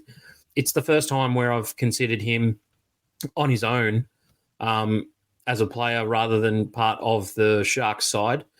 He's really stood out in terms of when it came down to origin selection. I was like, does Ramian get a shout? We were looking for a couple of centres. He'd be better than Suoli'i in that position. I just feel like he goes out there and plays the game at 100 miles an hour. He's getting to that point where he's not as selfish as he used to be, so he's looking for his outside man more. I think that's actually helped him a bit. He used to be a bit of a ball hog, so that's definitely helped him a lot. But yeah, they're two outstanding players, and the Sharks have got some really good firepower, especially in their outside backs. Man, across their squad, I think they're like top to bottom, one of the most complete sides out there. And to get Adam Fanua-Blake coming next year is just going to do so much for them. It's crazy. I'm so disappointed to be losing them. But even like Teague Wilton coming to this one. Now, Teague Wilton's someone I loved coming through the grades. I watched a lot of the way he played footy. I'm sure you did as well, mentioning the Jets and whatnot. They've always highly touted him, but when he came into the grades, into the NRL, I thought his defense, it wasn't there, but this season he's really knuckled down and he's playing some really good footy. In this game, he ran the ball 142 meters. He had, sorry, that's Cameron McInnes, 140 meters. Teague Wilton had the 2 meters less, but 26 tackles and only the 2 missed in this one. And they're not bad misses that I sort of see a lot of the time. So I think Teague Wilton's been really good as well. And I'd argue the last few weeks he's overshadowed Britton Nikota as well. Yeah, I think with Nico Hines out of the side, that's the right side attack for the Sharks. Definitely takes a back seat and sometimes, and Trindle typically loves to play down the left.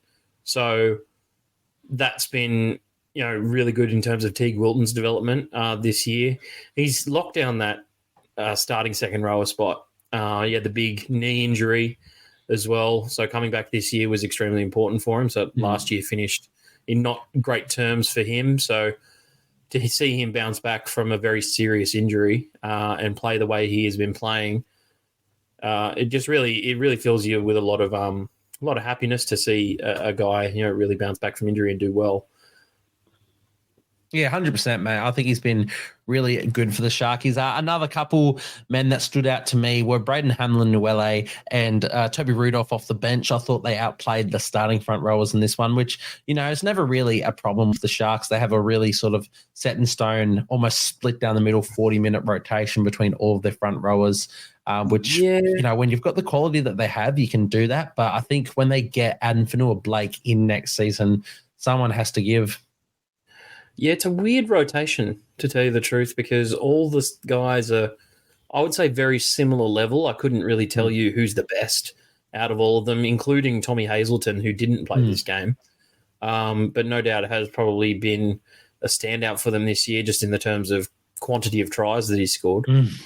Royce Hunt, Hamlin-Uele, and Toby Rudolph are all on a very similar playing field for me, and you're right. And Oregon Kaufusi as well. Yeah, true. And if anything, he's probably shown that he's got the most potential out of the four that were just mentioned. But yeah, you're right. Adam Fanua-Blake is a 60-minute powerhouse, and no doubt will benefit from spending a bit of time off the field and not having to do as much work as he's doing at the Warriors. But yeah, you're right. I don't know who drops out. I really couldn't tell you. I'd probably say Toby Rudolph at this stage. Yeah, that's what we posed the question to Jai, obviously a Sharkies fan last week, and he couldn't tell you as well. He thought Hamlin-Uele, but he's just re-signed a new deal as well with the club. They rate him highly there. Toby Rudolph is a junior, but hasn't been playing his best footy this season, off the drink as well, which is interesting. So maybe that's the key. Get back on the drink and you play some better footy, Toby. But for me, I'd be looking at moving on Oregon Kaufusi. I feel like he's got the best value. I think he does have that potential that you mentioned. I don't think he's really actually hit that potential. I think his play the ball speed is unreal as a front rower, something that's really not really given as much credit. But when you're making that contact, you hit the ground and how quickly you can get up and play that ball and get a bit of a momentum for your side, he's unreal at that. I don't know how long he's locked up for, but he'd be sort of one of the ones I'd be maybe looking to get rid of, because I have a feeling he'd be asking for more money, or he'd be on more money than the other players that we mentioned. I can't imagine Rudolph is really taking too much cash for the side, or Hazelton would probably be on minimum as his first couple seasons coming into the NRL. But yeah, really interesting to see where the Sharkies take things with the rest of their squad. There's a lot of avenues they can take in the halves and the outside backs. You mentioned Talakai in the centres. He was unreal there to start the season, and in the forward pack. But look, they got the job done. It wasn't their best win of the season, but a game that they were expected to win, and they did so pretty convincingly. And I guess, look, the big thing is they also kept the Rabbitohs to only 6 points, which is, it's good. Doesn't matter who you're versing or at what point of the season. To keep a team to that low of a point tally is pretty darn impressive. For the Rabbitohs, look, it's been a tough old season for them the entire season. Without Latrell Mitchell, they don't play their best footy, and then to lose Cody Walker as well, it's almost like they're a void of any of their attacking flair without those two players. Jai Gray that you mentioned, I thought he was unreal for them. But besides that, there weren't too many standouts for me. Cody Walker and Latrell Mitchell expected to, or at least Latrell expected to be back next week. We'll have to see how they finish the season, have a good finish to the year. Obviously out of finals contention, but it's a bit of a building year for the Rabbitohs, and see how they can head into next season. Mate, let's move over to the Panthers and the Knights. Now, this one, speaking of weird scorelines, this is right up there. The Knights, for me, they've been one of the most disappointing teams in the entire competition this year. They look so flat, boring, and then they come out and sure, they didn't score an amazing amount of points, but they played some gritty, tough football, and they stuck it to the Panthers. And look, I'll go as far as to say that they weren't robbed, but the Panthers, they were given their last try with a penalty that should not have been a penalty, in my opinion. Yeah, that definitely wasn't a penalty. I think just on the Knights, I never really had any hopes for the Knights this year. I think whether they've been disappointing or not, they haven't been to me. They've been exactly where they were expected to be for me, just outside the top 8 and not doing enough to get there. They don't have the squad depth. It's tough to take this one away from them, because I actually thought they were impressive in this one. And you're right, a couple of refereeing calls that were very interesting that certainly went a different way on Thursday night as they did to Sunday afternoon, especially that Isaac Tungo one.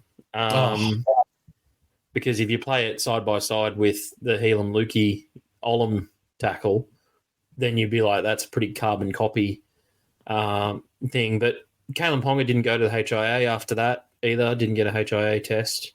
So he was allowed to stay on the field, which I think is fair, because if he had gone to the HIA and Tungo was allowed to stay on the field as well, I would have been even more up in arms about it. But you're right. I felt the Knights did hang tough in this one, but they're just not scoring enough points. I think that they've got the worst attack in the comp this year, and that's hard to do. And it's basically a case of if you score 18 points, you're beating the Knights. Yeah, and I guess that's the way the Panthers did it in this one. And look, wasn't their best performance by any means, the Panthers, but you get it done, you win ugly, and that's all you can ask for. Again, they're just going to be taking this one. At least they got the win in the end. As we mentioned, the Knights, I thought they were gritty. I thought they played some decent footy in this one. Once again, their attack wasn't up to scratch, but there are a few moments that they actually had, especially late in the game when they're trying to win this one. Kalen Ponga bursting through on that right-hand side, and Fletcher Sharp playing some unreal footy as well. But the Panthers, they always find a way to scramble back and save those tries, and that's what makes the best teams the best teams in the end. And look, they got the job done. Yeah, pretty much just a simple case of move on to the next for the Panthers. I don't think they'll worry about this one too much. That's what they'll see it as too. They got the 2 points. They won't be happy about their performance. They'll learn from it and move on. Not much more you can really say about the Panthers. I thought Brian Toto was exceptional in considering he had the flu in this one as well. They did bomb a couple of tries, I thought. I think Isaac Tungo definitely should have scored his second try. There's no real kind of forgiveness you can have for that one. I mean, it's pretty open and you should just put the ball down. But, like you said, they got the 2 points. Who cares? Exactly right, Penrith, mate. Yeah. Penrith, I don't really care. No, and I'm sure they don't really care either. It's almost hard talking about the Panthers because they win. Like there's no more praises we can actually give the team. They're the best in the comp. They have been for the last few seasons. Yeah, what more can we say? In terms of some standouts, you mentioned Brian Toto. He was great, especially battling with that illness. Isaac Tungo had one of his best games of the season. He has been, after his first 2 games or 3 games of the season, I think he's been quiet, bordering on poor for almost the entire season, Isaac Tungo.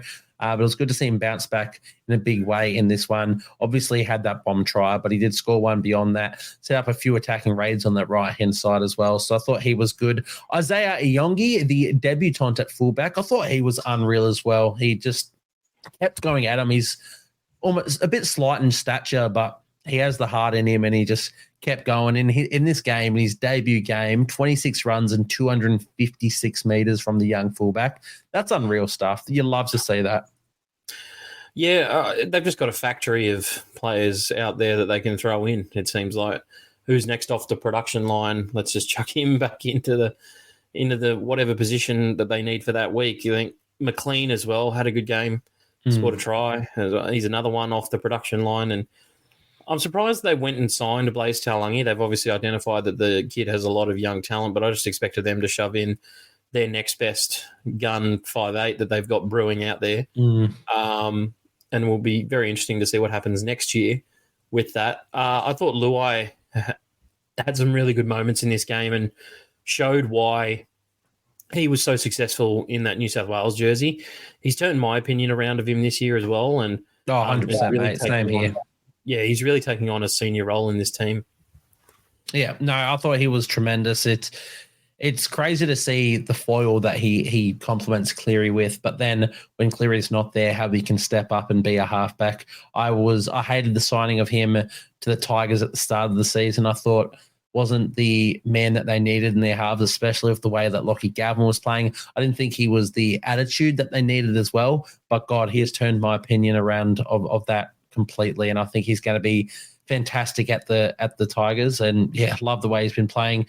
His halves partner though made the team of the week once again. Nathan Cleary, he steps up when it matters most, and he gets the Panthers a win by scoring that great solo try.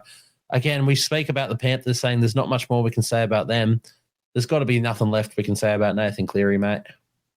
Nah, just a phenomenal player. There's only one thing he's really chasing, and it's just more and more greatness, isn't it? He seems to get better and better each week, and it's funny saying that about possibly the best player in the world getting better and better each week, but it's what the greats seem to do, chase the dragon a little bit and see how far they can push their game. And Nathan Cleary is silencing a lot of people's opinions of him from what they were about 3 or 4 weeks ago. 100%, mate. Another game where 23 runs and 183 meters from your halfback, when last week he ran for over 200. God, he's good. But it's not just the running game. It's the kicking game. It's his passing game. It's his defense at the most of times. I thought he's had a few games coming back from injury where he has let a few through. But what can you say, man? He's an absolute champion. Yeah, he's a shoo-in for a Hall of Fame already with his career, but he could go on to be one of the best we have ever seen. So, Definitely. Yeah, what more can you say about Cleary? We mentioned the Knights. Look, a gritty performance from them. Some, maybe one that you could argue that they should have got, but it doesn't distract from the rest of their season, as we mentioned. Quite a poor season from them, and I expected more from them. I didn't expect a top 8 berth as they did last year when they went on that incredible run. I didn't expect that from them this year, but I expected more. This game, look, attack still wasn't there with Phoenix Crossland at halfback and whatnot. But Jaden Brayley back at hooker, I actually really did like him. I've always been a bit of a Jaden Brayley fan, and I thought he was good, especially putting Daniel Saifiti over for that early try. Yeah, a bit of talk about him during the week as well, that they were going to ship him off somewhere. And he came out and shut it down and said, I haven't had any talk with the club about it. I don't know where that's coming from. And basically had a performance where, he shut a few people up about his ability and whatnot, especially with Phoenix Crossland moving back to the halfback role. He was going to have to play maybe a few more minutes or a bit of a bigger role than he has been in recent weeks, and was back to one of his best games, to tell you the truth. It was gritty again, set up a try, as you said, and they needed that, considering some of the halves play and spine play outside of that was just dreadful at times. I thought Gamble kicked well up until crunch time. When it actually came to putting a bit of pressure on the Panthers and getting a few repeat sets, that's when Gamble decided to put in two or three of his worst kicks of the game. I thought prior to that, he kicked a 40-20 as well, and he was really putting pressure on Isaiah Yongi at the back. I just don't understand the call as to why you'd put Phoenix Crossland at a halfback. I know he came through as a halfback, but he's just developed into a really hard-nosed number 9 these days. Makes a lot of tackles. Outside of that, he has virtually no attacking prowess whatsoever. And I think they just wanted to solidify one side of the field and really restrict Penrith's options, and they did that. But on the back of that, they couldn't really get a connection forming. Yeah, it was a really interesting take from Adam O'Brien to do that, especially by having Jack Cogger on the bench, who is just an out-and-out halfback. Just put Cogger at halfback and put Phoenix on the bench as your utility or play him at hooker. Look, it didn't really make sense to me. I don't have too many qualms against Phoenix. He was a gun coming through the grades, but the Knights they've tinkered with him in a million different ways, and they've turned him into this hooker / utility to then throw him back into halfback, which he hasn't played consistently since he came into first grade, and go, yeah, here you go. Against the best team in the comp, you're going to be our starting halfback, which you haven't played or trained in for a long, long time. When we have Jackson Hastings, who's a halfback, when we have Jack Cogger, who's a halfback, or even throw in Tyson Gamble at halfback and let Will Price run at 5/8. But to throw Phoenix back there, I thought was a bit of a disservice to him. I thought he wasn't bad. I didn't think he had a poor game, but as you said, didn't really create those attacking opportunities. But that's what happens when you haven't played halfback in as long as a time that he has against the best defensive team in the competition. So, look, it was an awkward one for them, but look, yeah, can't hold it against the Knights. They really stuck it to the Panthers and gave their best shot. I thought their back five were unbelievable. They all had really good moments. Fletcher Sharp, I thought he had a bit too slight of a frame to be on the wing, but he just makes moments happen, Fletcher Sharp. I'm such a big fan of him. Yeah, it's difficult to see where the Knights are going to put him. Could be another Titans case brewing there with 3 really strong fullbacks. I know David Armstrong wanted out of the club. But if I'm Fletcher Sharp... He's gone to Super League. Yeah, there you go. So he wanted out of the club. I think Fletcher, looking at it, he's 19, probably has a couple of years to really hone his craft, and then he'll be wanting to, play more consistent football on a weekly basis. And with Kalen Ponga still being quite young, I think Kalen's 26 or 27, it's going to be really difficult for him to break into this side, considering how much sway Kalen Ponga not only has over the club, but the team and the way they play and when they're scoring points. It's almost like the Knights are going to be backed into a corner again, and Fletcher Sharp's probably going to go somewhere else and have a successful career somewhere else. Nah, mate, you know what the Knights are going to do? They're going to go back to, hey, Kalen, let's try you at 5/8 again. I hate that. Oh, I always hated it. It blows my mind, but they'll do it again. Watch, they'll try it again to keep Fletcher. Look, Fletcher is definitely the sort of talent that you want to keep, but yeah, to me, he's an out-and-out fullback, and you can't move Ponga out of that role, and why would you? I'm not here for the Ponga at 5/8. Sure, Ponga, I reckon, could be a good 5/8, but he's an unreal fullback, and you just can't move him from that. Beyond that, for the Knights, as I said, the rest of their back five, 192 metres from Marju, 178 from Lucas, 161 Gagai, 138 Sharp, and 156 Ponga. They really gave the go forward to the Knights, which has been something that they've needed this season with their forward pack not standing up. In saying that, I thought this forward pack was quite good in this one as well. Tyson Frizzell scoring a nice little try. Daniel Saifiti, who we mentioned, crossing for a try himself and making our team of the week. Leo Thompson also having one of his better performances of the year as well, in my opinion. Yeah, again, there's some really good players in that forward pack for the Knights. I didn't like the Dylan Lucas to centre move just because he's been so good in the second row this season, but he's so good defensively that you'd probably take your chances up against Isaac Tungo, and he kind of got caught out a little bit on the weekend. They tended to attack that side, the Panthers. But again, I love KPP. I think he is going to be a great player for them moving forward. Leo Thompson just keeps coming along in leaps and bounds. Daniel Saifiti, I think, is it either him or Jacob that's looking out of the club? I think it's Daniel who wants. I think it is Daniel. Yeah. For him to put on a performance like that and possibly be the best forward out there between both of the teams, just really goes to show you that he's committed to the club right until the moment that he decides to leave, or whether they re-sign him or whatnot. But yeah, I'm really impressed with as you said, the zeal that they showed, the fight that they showed in this game, and it's something that'll win them a lot of games, but just not against the defending premiers. It just wasn't enough.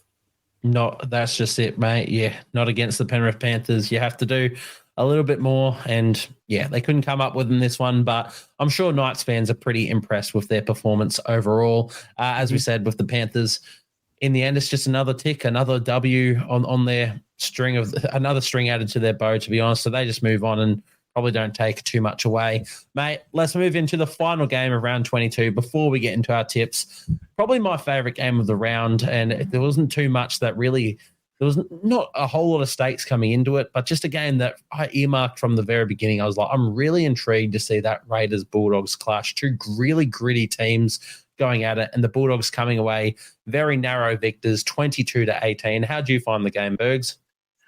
It was enthralling to watch, to tell you the truth. The Raiders, they almost love feeding off that being the enemy in that scenario. I think Ricky Stewart loves that, loves being the underdog, loves going into enemy territory in such a hostile environment as Belmore can be. And there was no one there supporting Canberra. Let me tell you, every time Canberra had the ball, you could hear a pin drop. And when the Dogs had the ball, they were loud. I could almost hear it, and I'm about 30 Ks away from Belmore. I really thought that the Dogs were going to be a little bit more comfortable in this one, and they did drop the ball at a really critical stage. I think it was it Tracy who dropped the ball with that 8 minutes to go, and they scored directly off the scrum, the Raiders, to make it 22-18. Just not enough again in the end, kind of similar to the Knights. They just didn't have enough to go with the Dogs, who are an exceptional defensive team, but just made key errors in key moments that really gave field position to the Raiders, and the Raiders were able to capitalise on that. Every time that the Dogs didn't do that, they really held them off. And I thought that Stephen Crichton, as we spoke about, was outstanding in this one. Oh, he was unreal. We already spoke about that first try that he scored, but for him to back that up and score another brilliant try with the deft little... That was ridiculous. How does he do it? The deft touch off the left boot, steps at the same time to get around the defender and sprint around them, score the try, touching it down. He's unreal in every facet of the game. The big moments, the defense, the moments like this, it's just, God, he's so good. I think for the Raiders, were you, as much as I think we talked about it a little bit as the game was happening, perplexed as to why Ricky left Ethan Strange out of this side? Yeah, that one blew me away as soon as you let me know that was... I noticed he'd fallen out of the squad. I didn't check to see that he was 18th man. I assumed he might have picked up a little bit of a niggle heading into the game, but to realise that, to be named the 18th man, they just changed it on game day for the hell of it to bring Adam Cook in, who I watch a lot of Raiders New South Wales Cup games. I've got a mate who plays in there, young Mitch Henderson, also in the halves, who's a gun. But I've watched Adam Cook lead the team around. Raiders doing great things in the New South Wales Cup, and Cook's been great. But Ethan Strange is a shoo-in for Rookie of the Year. He has that attacking flair. He has big moments in him. If you're going to break the doggies apart, you're going to need someone like him to do it. And Adam Cook, the best parts of his game when he's been in the NRL side has been his kicking game and his boot, which you don't need when you have Jamal Fogarty leading the team around with his phenomenal boot. So it was a really perplexing one for me. You know, I don't want to say that it was a failed experiment because I thought the Raiders put up a good fight, and maybe, you know, if Ethan Strange was in there, maybe they go worse. Like, you can't really comment on that, but it was definitely a strange move, in my opinion, to leave Strange out of this side.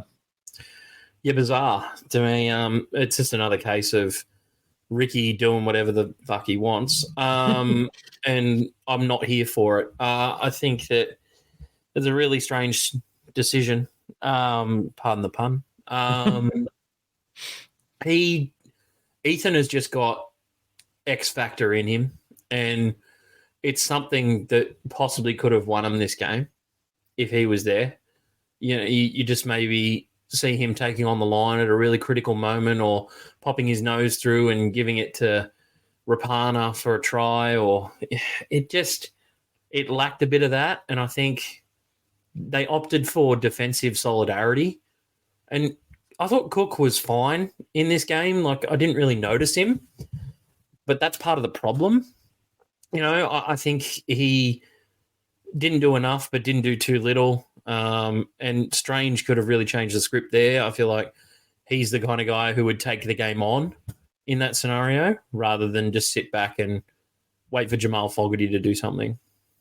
Exactly right, mate. And look, I didn't watch the press conference or whatnot. I'm not sure if he was questioned on the decision to leave Strange out of the side. I'm not sure if it's a resting, you know, he's so young into his career, played well above his weight all season, and you want to give him a rest. Like, I can sort of understand it from that point of view, but not when you are a team that still can make the 8 and you're fighting for the 8 and you need your best players out there and you need that attacking flair. He's also a young body, so I don't know, the whole narrative of giving young players a rest, I'm almost like, the young players with their young bodies are going to be more fit and firing than the older ones with their deteriorating bodies and all the injuries. Like, let him out, have a run, and let him go out this Bulldogs side. So, yeah, really perplexing change from Ricky Stewart in that one. As you said, it's almost just a case of Ricky Stewart doing whatever the fuck he wants because he's the coach and he has the ability to do so. But, what a weird situation. For the Raiders beyond that, a few of their standout players, Joseph Tarpany, week in, week out. Yeah. God, he's a good player. He just kept bringing it to the Bulldogs pack. In fact, I really liked the forward pack battle. Obviously, we mentioned that both these sides are very gritty sides, and it's just going to be, you know, a war of attrition, essentially. I loved it. Yeah, Joseph Tarpany really taking it to them, and it was just, I really love the forward pack battle in this game. Yeah, him and Papali'i playing his 300th game as well. NRL, not easy to do for a front rower. I think Jarabria Hargraves did it earlier this year, and Josh has been such a good servant of the game, played a lot of Origin as well, and for him to go out there and play 300 games, extremely durable, especially playing most of your career in the back row or either front row. It was a good moment. Unfortunately, it wasn't capped with a win. Their forward pack is one of the best in the comp, the Raiders, for me. Hudson Young, Smithies was good in this game as well. I thought Elliot Whitehead, whilst being a little quiet, is a really good captain and leads his team around the park in the right way a lot of the time. I think the thing with Elliot as well, as you just mentioned, his expertise and his leadership and his captaincy, when you see him have words to referees, he does know a lot about what he's speaking of. But also, he was marking up against Viliami Kikau in this game, and I thought he kept Kikau really, really quiet. Yeah, definitely. Not an easy job for anyone to go out there and mark up on big Billy Kikau, but yeah, again, on the dog side of things, they have guys who are punching above their weight this year. They were really outweighed in terms of forward pack size in this game, and they're just constantly turning up each and every week, the Dogs, and guys like Bailey Hayward, Curtis Morin, you know, the guys that aren't really spoken about but are playing NRL or first grade football each and every week and don't look like middle forwards, are really helping the Dogs out when they're in a tight spot. 100%, mate. That's the crazy thing. We say was a great forward pack duel, but you've mentioned the Raiders have one of the best packs in the entire competition. And the question mark about the Bulldogs heading into this season, and look, maybe not as much at this point of the season, but to me, I still look at it and question, can they go with the best? Well, Raiders are one of the best packs, and God, they really took it to them. And yeah, and a lot of it was done with Josh Curran off the field as well, who I think he's filled the void recently with Max King being out. He's stepped up in a big minute role in that middle forward pack at front row.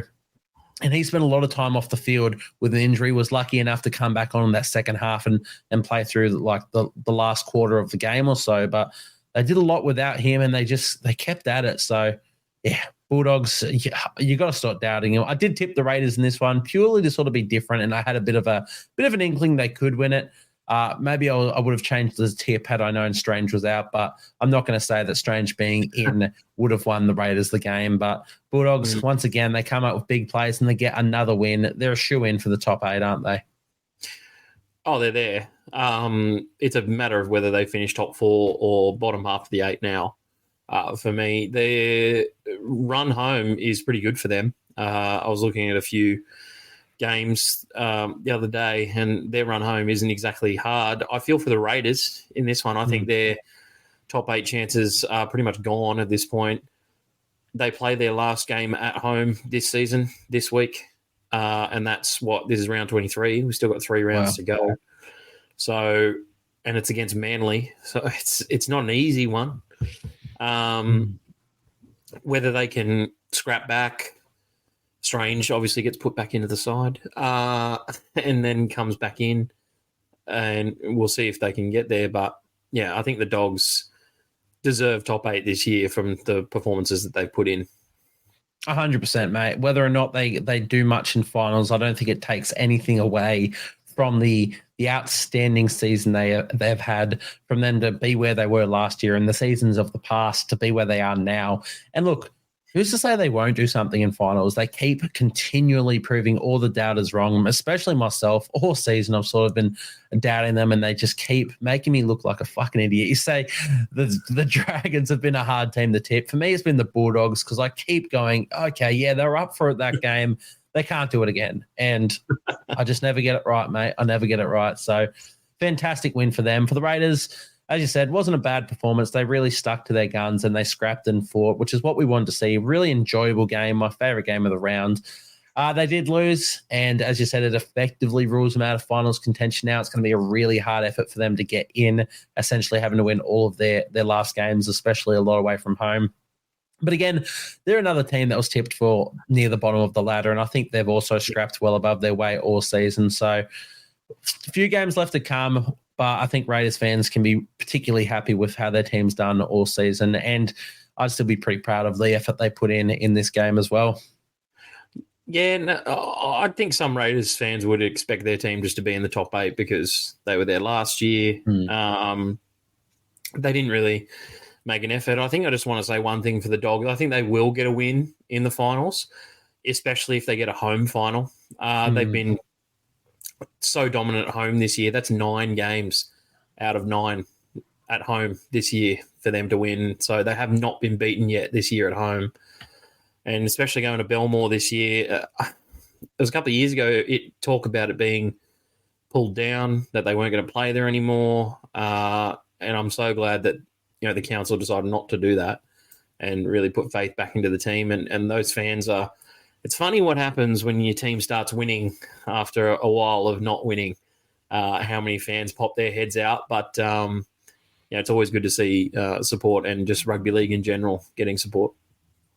Couldn't have said it better myself, mate. The Bulldogs, when they play at home, it's genuinely like they've got a 14th man out in the field. The home crowd is some of the most vocal I hear people.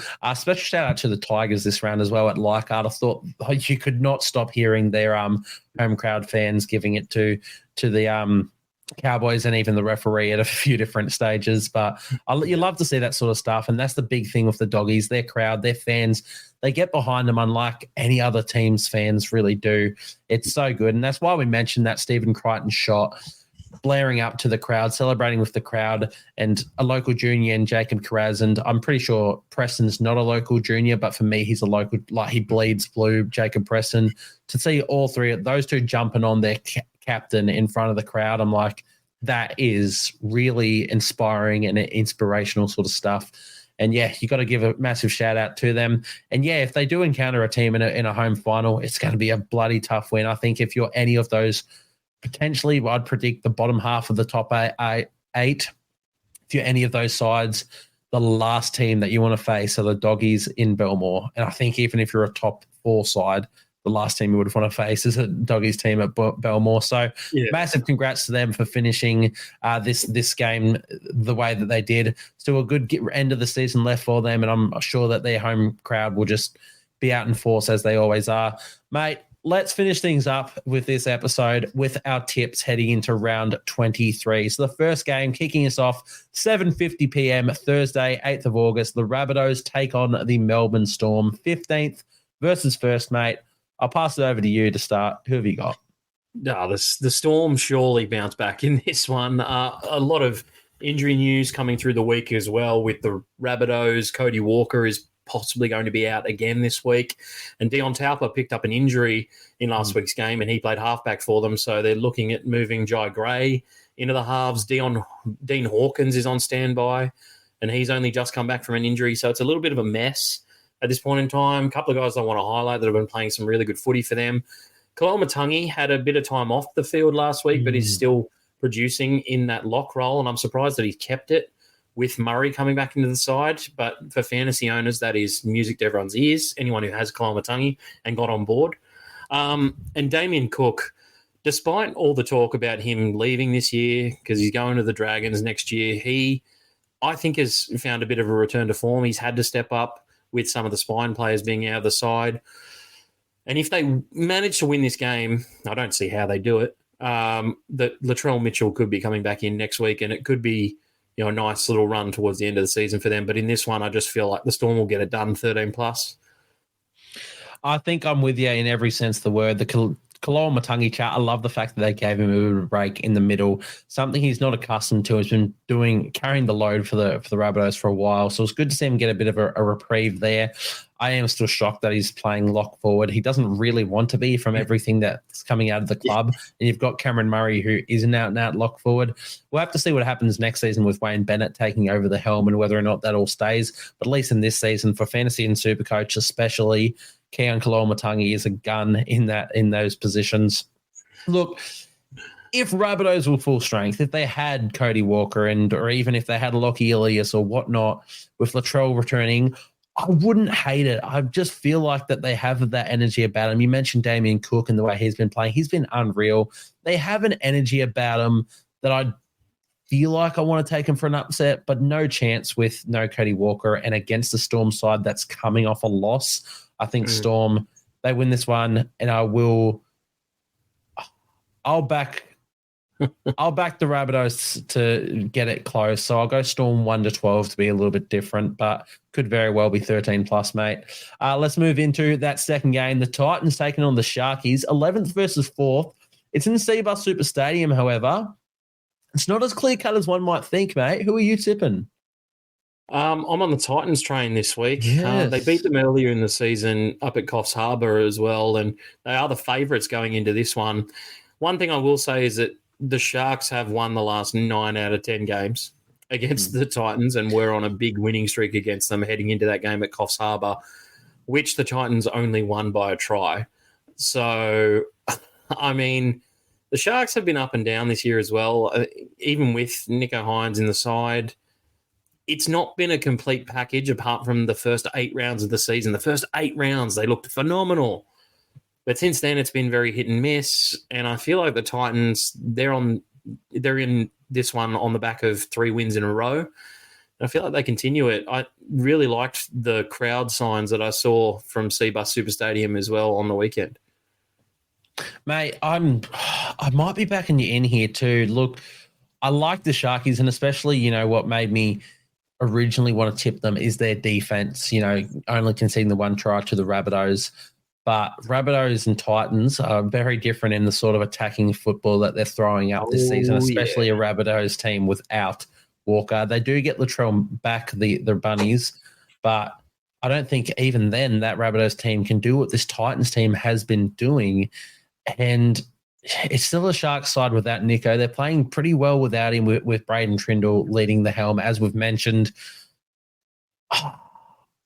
I'm not sure. I'm really torn on this game. I'm going to back the Titans at home as well, mate. I'll back you in. I'll do 1-12. I don't think I think Sharkies can still throw a lot more than the Broncos did of late to the Titans, and I think they can defend a bit better as well. So I'll back it at 1-12, but I'll back the Titans with you as well, Burgz. Yeah, I'll also go 1-12. I'm just not really 100% confident that, again, the Titans are going to get exactly the same running that they got against the Broncos. So I will back them in 1-12. And with the Sharks, it would be a really interesting loss because they are closely being caught by the Dogs. And I feel like every game that the Sharks lose from here, they risk losing that top 4 spot, and they desperately would want to hold on to that. They need to hold on to that for sure, especially, we mentioned the whole Nico Hines not getting back till round 27. If they come in out in first week of finals and presumably lose first week of finals because they haven't really built that combo, they need that game. You can't go into the finals without that extra game of building their combination, whatever halfback and 5/8 combo that they end up choosing. They need extra game time under their belt to do that. So they need to hold on to that top 4 spot. I think they're going to be playing with a lot of desperation. And again, the Sharks haven't been playing like bad footy as of late, but this Titans team has been playing some unreal footy, and I think that's the reason we're backing them. But, mate, let's move into the next game. The bogey side of the Panthers, the Eels, they take them on 8 p.m. On the Friday. Who are you taking, mate? Bogey side, but they're not the same Eels, are they, at the moment? I think they get Micah Sevo back for this game. I think that helps a little bit. Depending I haven't been too impressed with Jake Tungo, to be fair. Yeah. So, well, he's been sin-binned twice in his couple of games. So I think there's something we forgot to mention with the Warriors. Another thing that coincided with their run was the Eels being a man down. So maybe just another thing that was a bit depressing about being a Warriors supporter. Not that we have to harp on about that. Yeah, no, I steered away from it just for you. With Stevo coming back in, despite what your opinion is of him, he always scores at CommBank Stadium, so put him down for a try. I feel like Penrith will get this one done pretty easily, just considering the way they played last week. I think they'll get it together against the Eels, and the Eels, it almost felt like they played a grand final last week. The win for them was such a monkey off their back, bit of relief starts coming in, and that with that comes a bit of a poor attitude as well. So you maybe not turn up the next week and play the kind of desperation football that they played on the weekend, or the kind of defense especially that they played. So I'll be going the Panthers pretty heavily, 13+. Can't say anything more than what you said.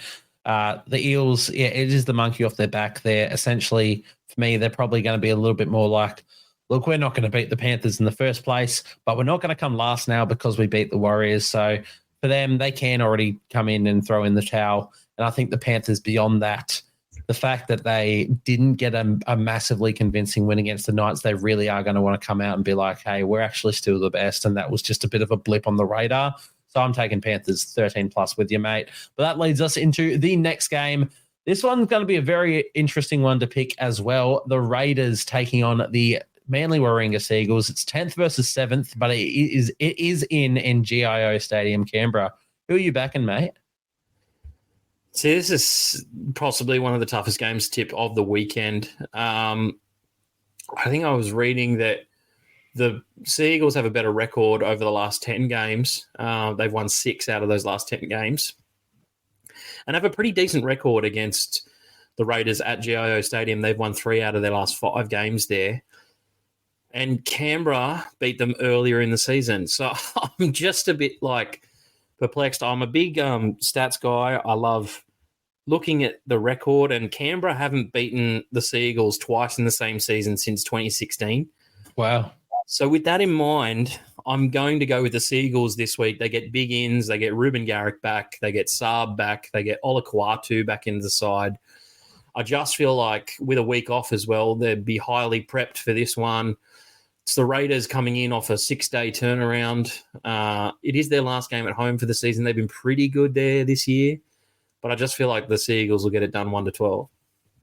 Yeah, I'm really tossing up about this one. On one hand, Seagulls coming off the bye and the returns of Garrick and Saab and Olakau'atu.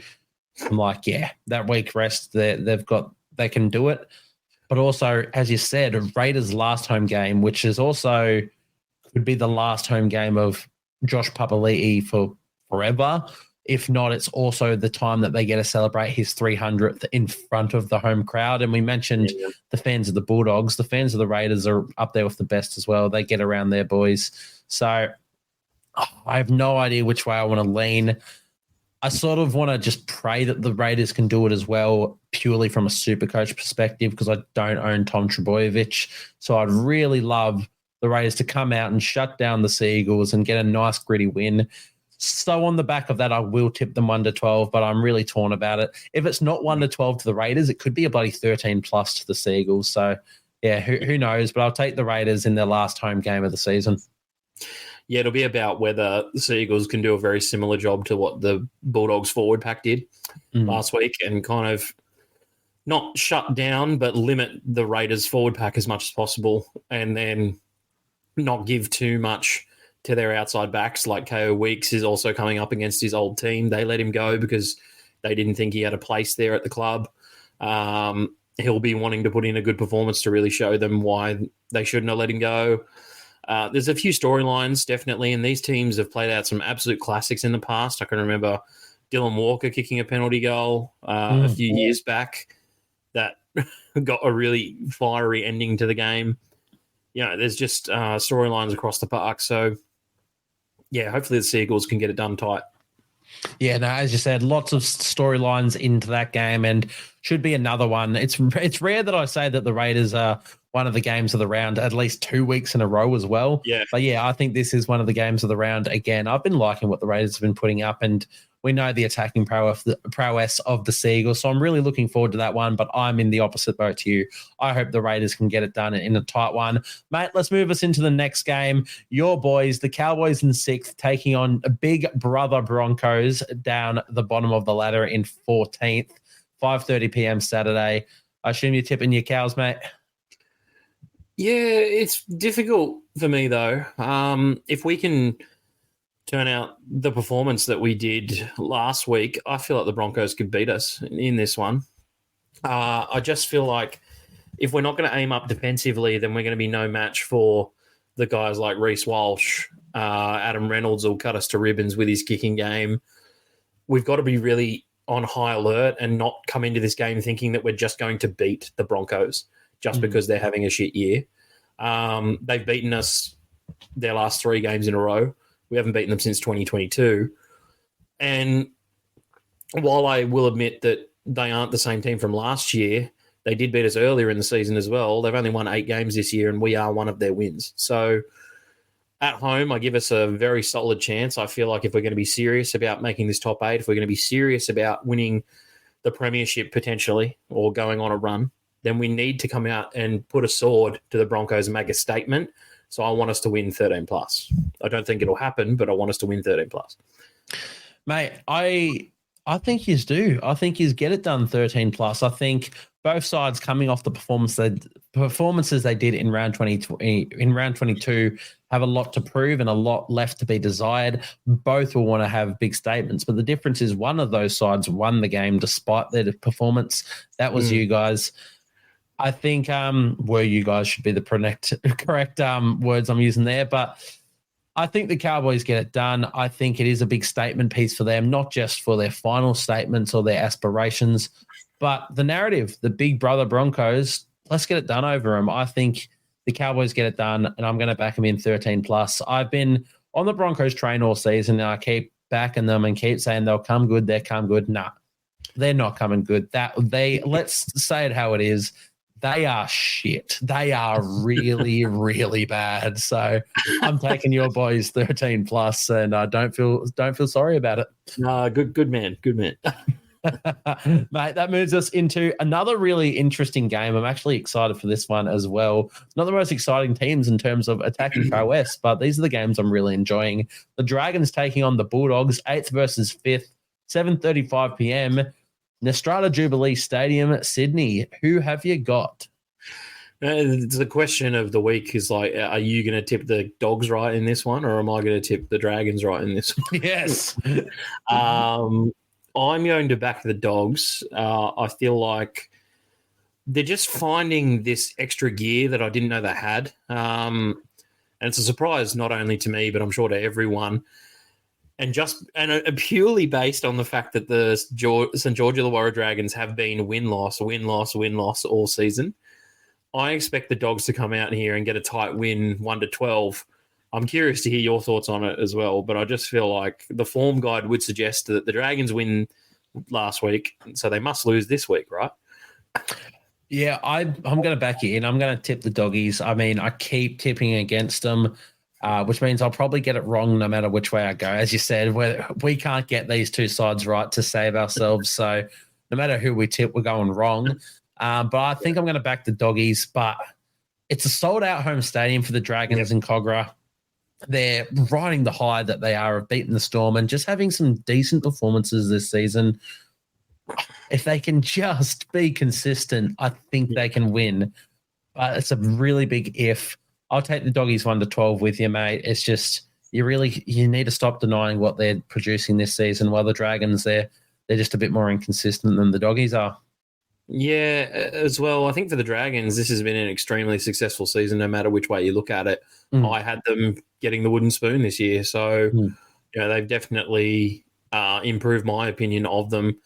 But I've also made me hate them because I cannot get them right each and every week. And we didn't start the season as one of my most hated teams, but because of that, they are just becoming like the biggest enigma in the NRL. It's just like what goes on down there one week to the next. I'm not too sure.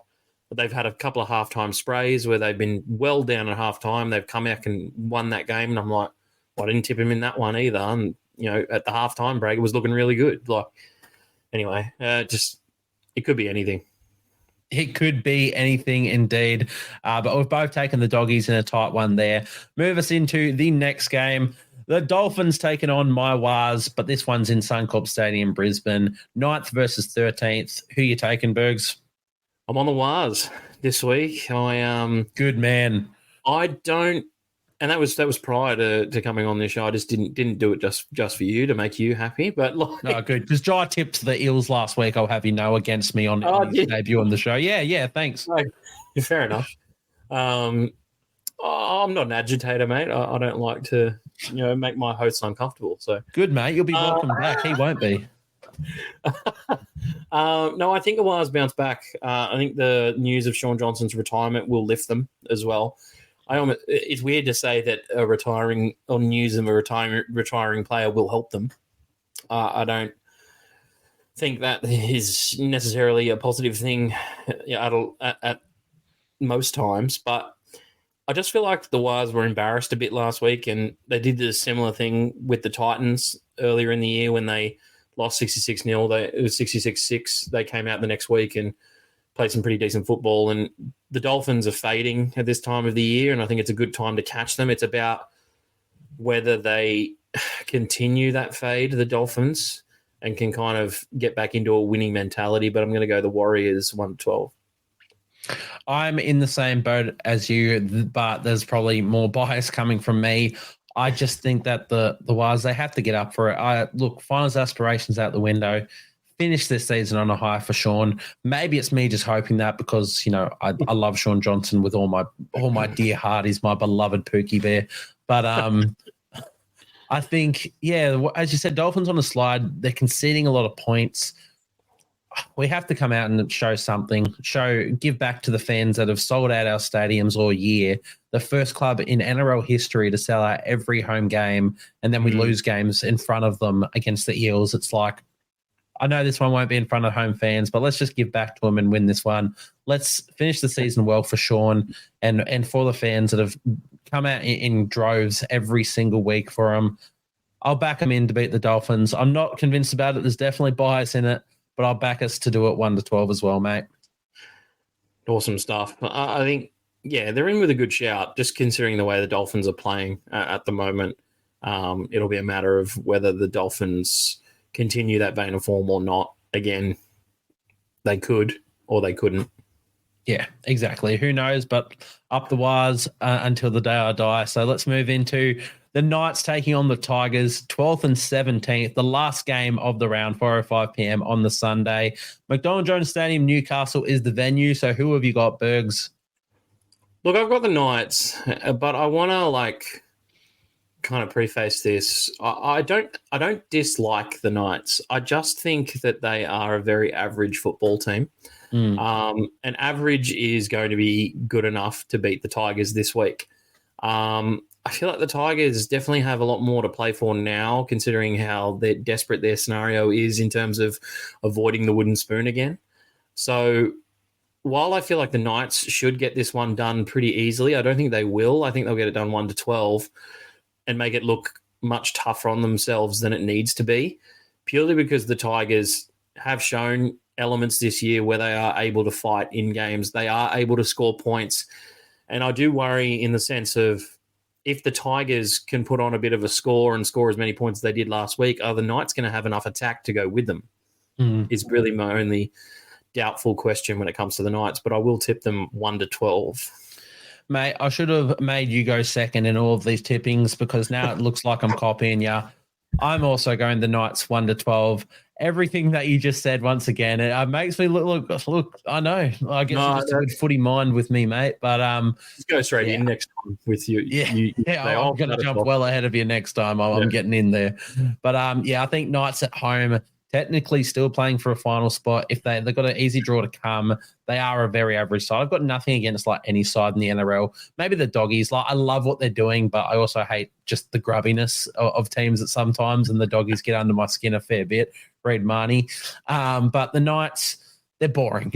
They really are. I've got nothing against them, but they're so flat and boring to watch. They come up against the worst side in the competition, unfortunately, for the Tigers. As you said, Tigers could get up for it, avoid the wooden spoon. They need to grab one if they are to have that match against the Eels in the final round to decide the wooden spooner. This could be the one that they do it. As you said, if they show that attacking prowess that they did last week against your Cowboys, they can do it. But I'm going to back the Knights at home at McDonald Jones Stadium. What's the Sunday? Damn, I worked that day. I was going to potentially head out and watch that one myself. But I'll back the Knights in 1-12, and that will round us out for round 22 review and the round 23 preview. Mate, Burgz, it's been a privilege having you on. Do you want to tell us about some of the stuff you're up to over on the Casual Athlete, what we have to look forward to? Yeah, mate. Hit us up on Instagram, Facebook, TikTok. We're actually looking for writers for articles for next year on our website as well. So hit us up on our Instagram DMs if you're thinking about doing a bit of writing next year. You fancy yourself a bit of an NRL writer, or open to all suggestions as well. Go watch my tipping videos on YouTube each and every week. They come out Monday morning, and there's a few opinion pieces coming out in the next couple of weeks about the Broncos and the Eels as well. Love that, mate. You're one of the best minds in the game, and you run some incredible stuff over there on the Casual Athlete with Longy as well. Once again, man, thank you very much for joining us here today. And that one would do us. So thank you guys for tuning in. I'll see you guys next time.